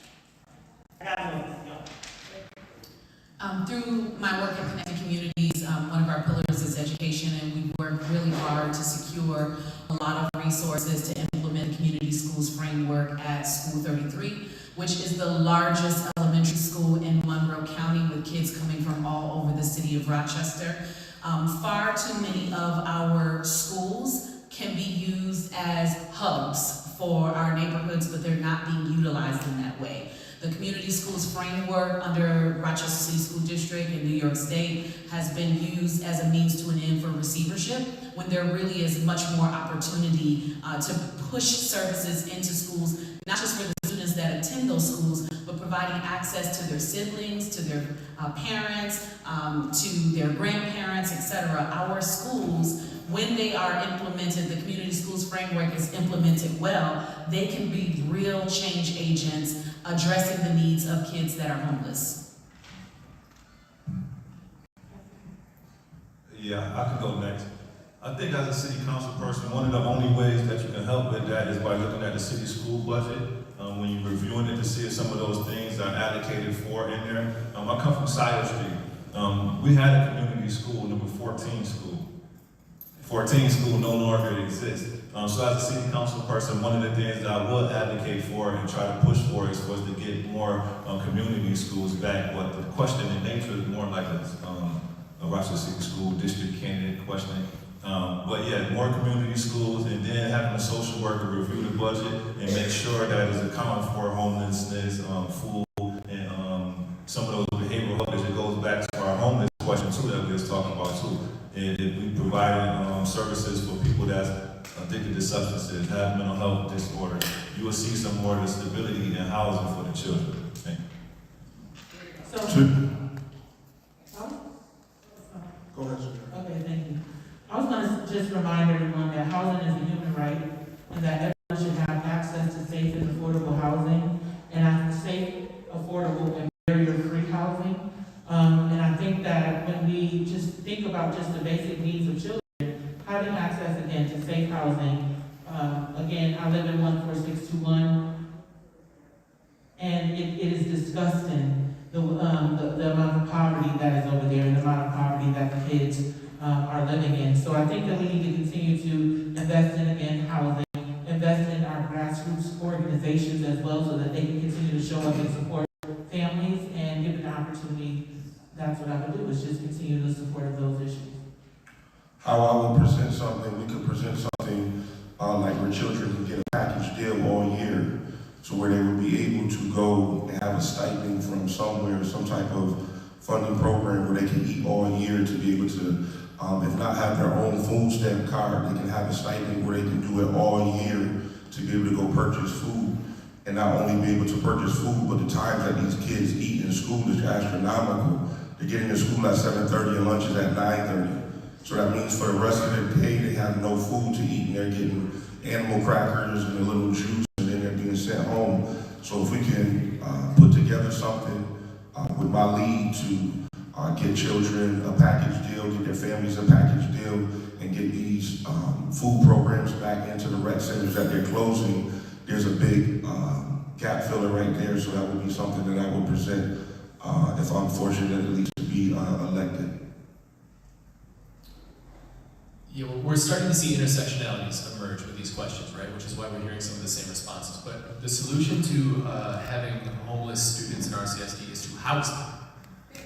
We need affordable housing in Rochester. We need to make sure that if housing is a human right, as Kiki said, and I wholeheartedly agree, we need to have a damn sure good reason why we are depriving people of their human rights in our city.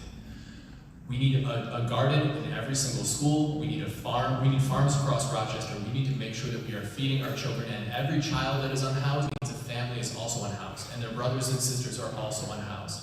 This is a problem that has gone unaddressed for years. And I support nonprofits. I've worked for many nonprofits, but nonprofits will not save us from this problem. Community will save us from this problem. And investing in grassroots solutions, investing in the people of Rochester is the way that we protect our children.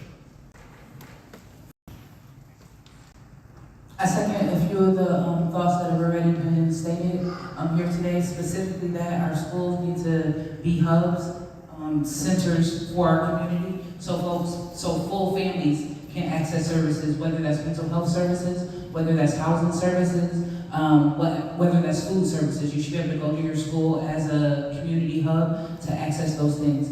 I'm a parent who's been in a shelter with children and had to go through that process.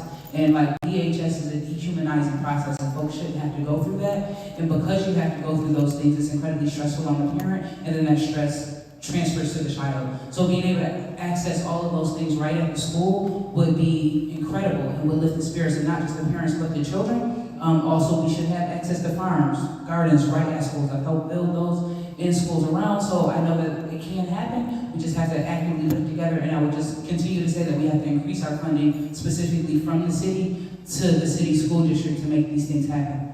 Thank you. Time. I agree that a lot of these issues keep coming back to housing stabilization, making sure that families have the housing that they need and the resources that they need right at their doorsteps. And also, part of the issue is going back to who's controlling the housing, who's making money off this, the rent that we're paying, and bringing back the power to the community so that we have a say in the housing that's developed and the resources that are available for the community is key. So over the last 20 years, the city has allocated around $119 million as their share to the school district. To compare, the city allocates $110 million to policing. So when we look at how those numbers are, we are investing as much as we are in policing as we are in our children. It doesn't make sense, right? We have to prioritize care for our children, and that can happen through funding to the school district and students within the school district who may encounter homelessness, ensuring that there's a housing first model for them to where if we learn about a child being homeless, we invest resources, we provide a guaranteed income to be able to pay for housing and meet that need immediately. So a budget is a moral document. I think our morals as a city is not where it needs to be, and we need to invest in housing for students, unconditional housing for students. So I believe when it comes to housing and our children, we can either invest now or we're going to pay later. It costs, I think, the county and the state and the city $65,000 to $75,000 a year to support someone who is unhoused, whether that's with emergency services or other push-in services to keep someone homeless. not to get them housed. So if we look at the dollars that we invest and actually put them into supporting people, it would save us money. If we spent dollars to keep people housed instead of incarcerating them, we would save a whole lot of money and would have a much better outcome for the people who live here. So it's just a question of where we spend our dollars. So one of the things that I teach my students, no matter what subject I'm teaching them, is, especially when we talk about history, when there's people experience horrible, horrible things, it not only traumatizes them, but it actually changes their DNA and their offspring's DNA and generation after generation. It's something I'm really summarizing with, something that's called epigenetics. And if we do everything that I have at DayForChange.org, if we do everything that everyone's talking about here, it is not going to magically fix it. Because we tend to do these solutions with temporary grant funding, and when the grant funding runs out, the program, the idea is gone. We need to change the system. And even then, it's going to take work well past after my time on city council is done and everybody else here. But like that cliche goes, a long journey starts with one step. So when I get on city council, I will work to change the system so that we can help everybody, including the children and the homeless kids, RCSE, overcome the trauma that they have experienced as well as the previous generations. Hi, this is Louis Ponte for City Council. Dave, amazing. Amazing. I agree 110%. All these ideas have to come together as one. You know, we can't live in an island because this problem affects everyone. Every neighborhood, every family. Okay, I've heard people on this council, on this team here, I call it a team because we're all trying to do the same thing. Go out and feed homeless people weekly, some even daily. Okay, and sometimes when they show up, that homeless person isn't there anymore for a bunch of different reasons. So we have to understand that these are lives we're talking about. We're not talking about budgets as far as, you know, how much we're going to make this year. It's about a systemic problem that needs to be fixed, not with grant money. It has to be fixed with money that's going to be there all the time. This has to become a priority of everyone, from City Hall to county to the state and to the feds. Thank you.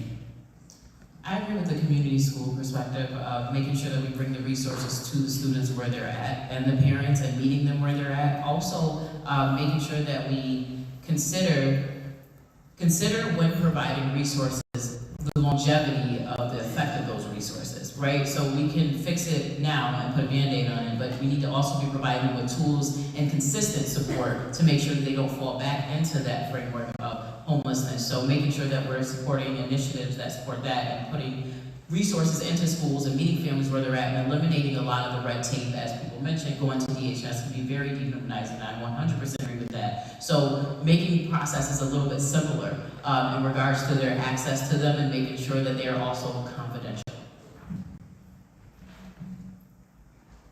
Thank you. Did everyone have a chance to respond? All right, so I think we got a community question, and I think it's a pretty grassroots one, it sounds like. Go ahead, Trish, go ahead. Can everyone hear me? Use the mic? Yeah.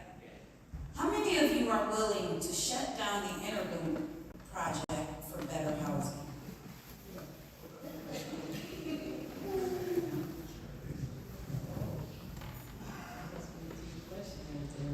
I can answer it.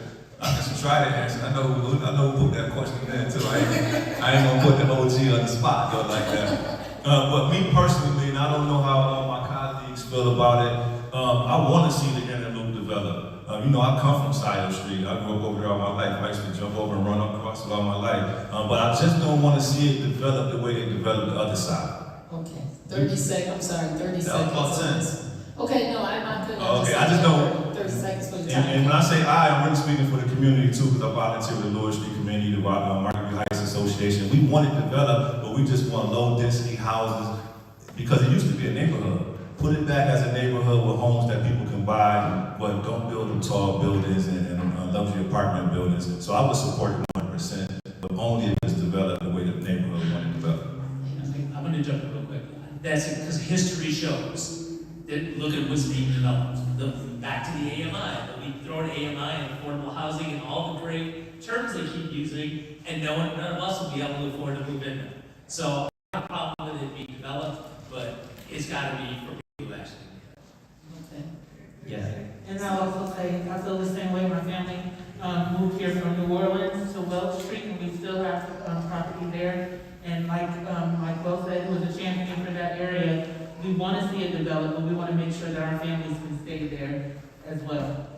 Thank you. Yes, I don't want to stop the project. I want it to move forward, but I also want to make sure that development is meeting the community needs. And I'm going to keep going back to the community control model so that we are the developers and actually making efforts in our community. I agree as well. I absolutely support eliminating the red line that it is, but making sure that it is the type of development that supports communities and longevity and stability in our communities and not overpopulating. So, I'm not a big fan of it. I'd explain to you longer. Give me a call. My phone number is 585-678-1011. Find me online. I'll explain to you exactly. But if we continue with this project as it's going, it's going to be a detriment. And people say nice things like everybody said here, we want to see it this way, but we've got to look at the people who are developing and how city council is going. This is being pushed from the state down, from shady people behind the scenes. And it's not going to get right until we make a bigger effort on other things as well. I agree with the project as well. I do believe that, I think it was mentioned a little bit earlier, that we have to pursue reparations with the same intentionality that our neighborhoods were dismantled. And so that means it has to be community-driven development. It cannot be led by for-profit developers. It has to be not just what the neighborhood wants, but the neighborhood should benefit in some significant way from the development that's happening there. So I also support it. I mean, I don't think at this point that we can stop it. The money was already allocated. But again, I truly believe that it should be community-led. The community knows the essentials that they need to make themselves flourish and thrive. And it's important that we bring them to the table. This is a representation of Malik Evans. You know, he's worried about filthy rich funders lining his pockets, funneling his campaign, exiting the city out. When, all due respect, when the comment is made that we can't stop it, we can't have it, we can't stop it, but then have a community based at the same time. If the community spoke up with all due respect, we can get a lot done. You know, I saw a cartoon the other day where they were playing a card game on people's backs, and the caption was, all you have to do is stand up. Once the community stands up and tell these people, we're not gonna allow you to do anything in this community until we get answers and input, and see those answers and input, we can get a lot done. So we definitely need to start with the head of the snake and have Malik answer some of these questions, because he is the passage for these filthy rich funders coming into this community. Asa, please don't do that, Asa. Don't do that. Let them finish. Let them finish, please. Let them finish. Who's up? Who else wants to answer? Yeah, I support filling in the inner loop with the folks that live over there support filling in the inner loop, because I think we should be community driven.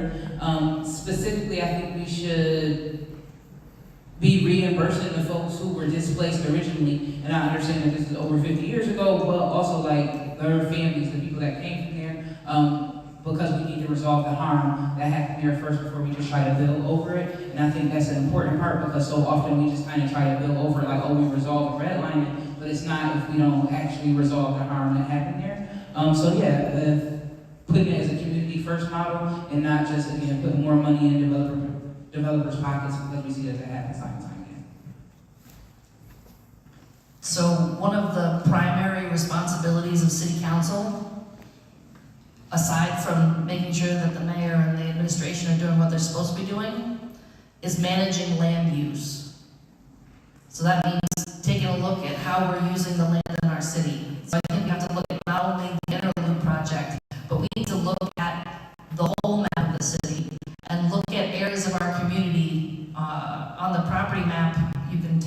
yourself online. There are neighborhoods where there are houses that have been torn down, and it says hold for development, hold for development. Development for who?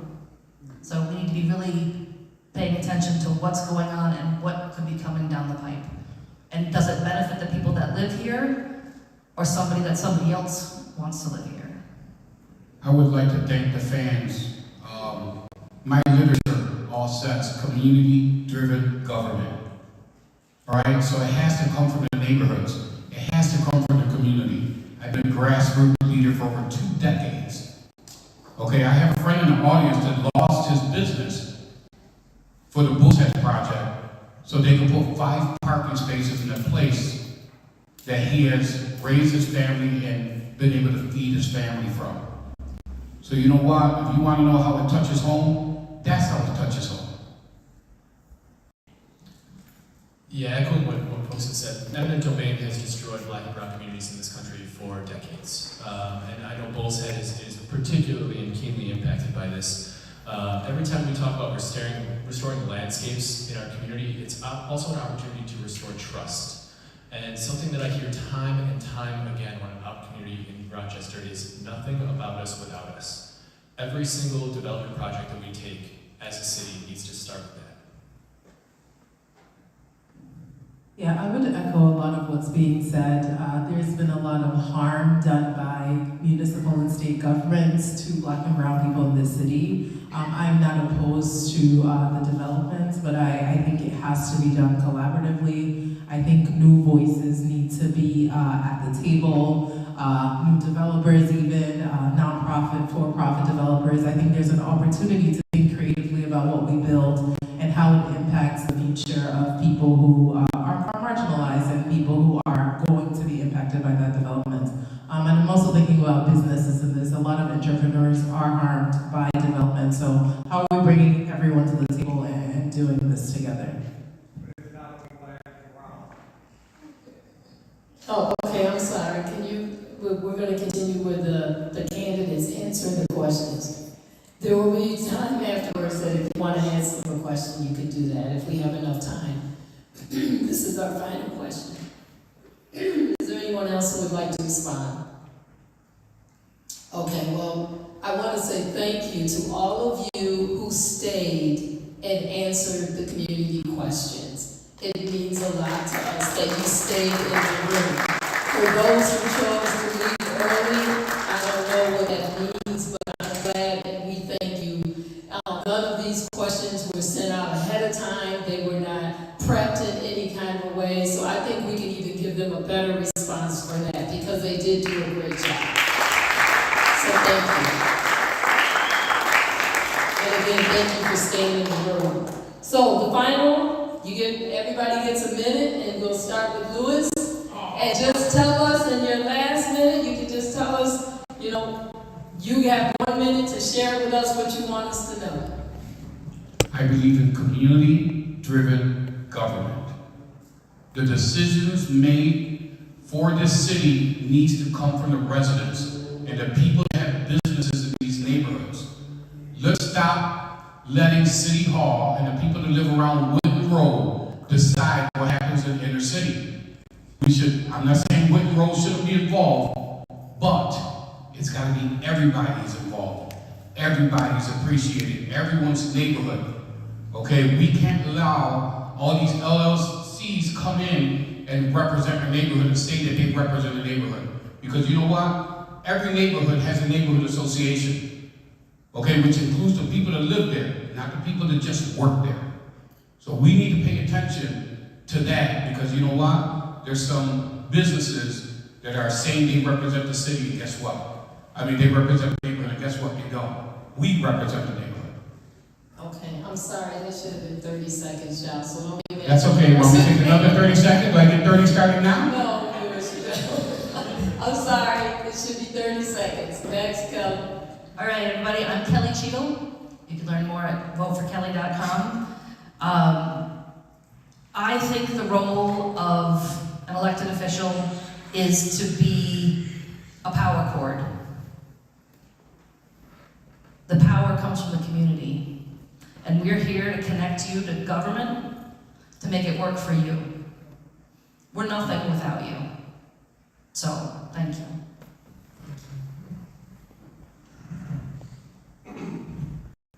My name is Clifford Florence Jr. What's important to me is being available to people, as I stated when I first opened up. I'm new to this. I don't have all the answers. I don't have all the solutions, but I'm willing to listen and be available to people that have concerns about what's going on in this community. Y'all can hear me, right?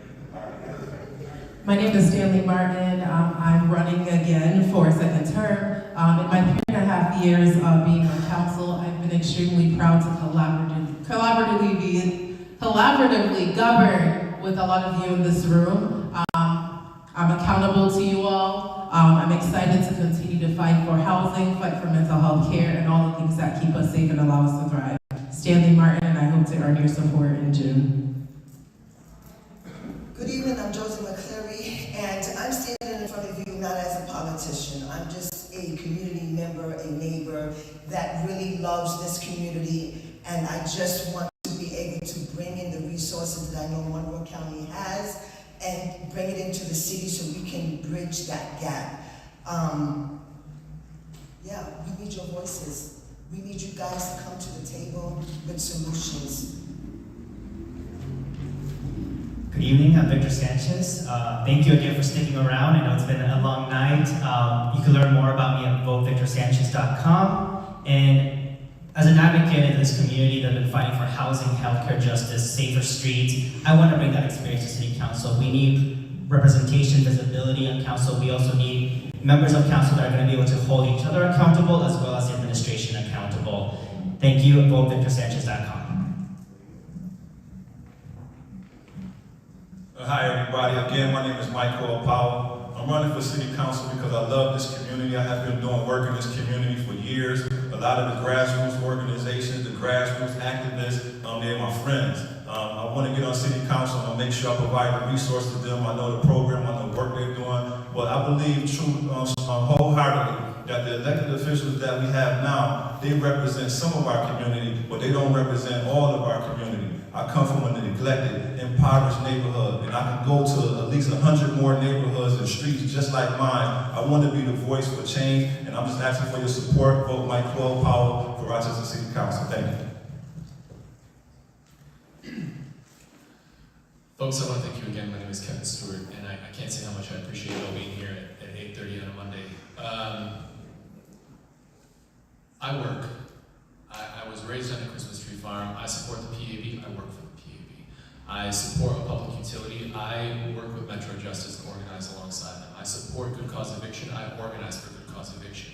I support urban agriculture. I started a community garden down the street on Ambrose, helped to found 490 Farmers, and I swear to you, you will never see me with a golden shovel in my hand. I've held too many real shovels in my life to ever do that.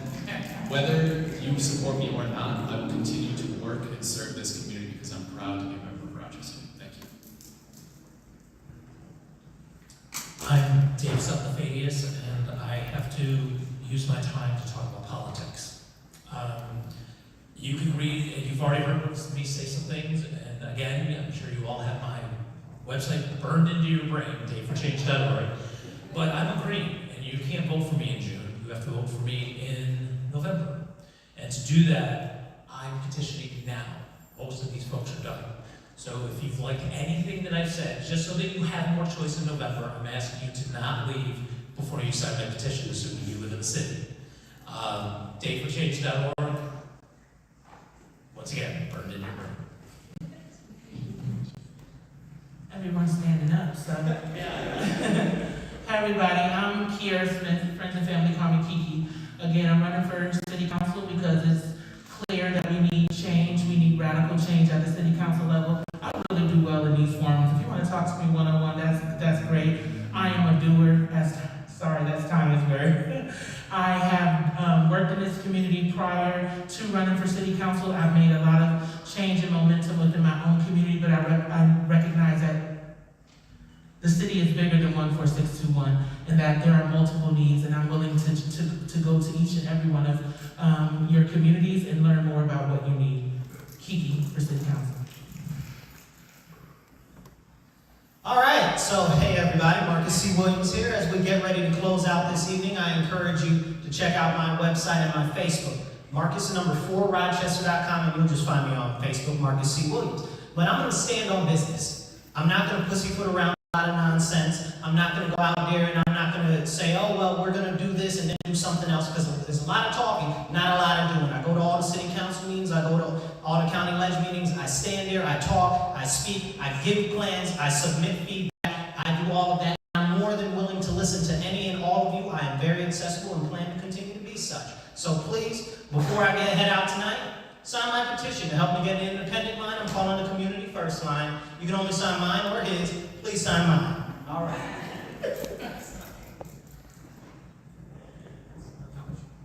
Tanya Noel Stevens here, and I just want to first again say that I'm super grateful to be in this space with all of you. Thank you all for coming out and being a part of the democratic process. Taking your time out to be here today is super important. Please check out my website, tinyforthetown.com. Like he said, I'm a doer in real life. I will talk about youth mentorship and how important that is, but I also want to talk about I've been running the youth mentorship program for the last 10 years. Talk about housing and how important that is. I've been running a housing program for almost the last 10 years.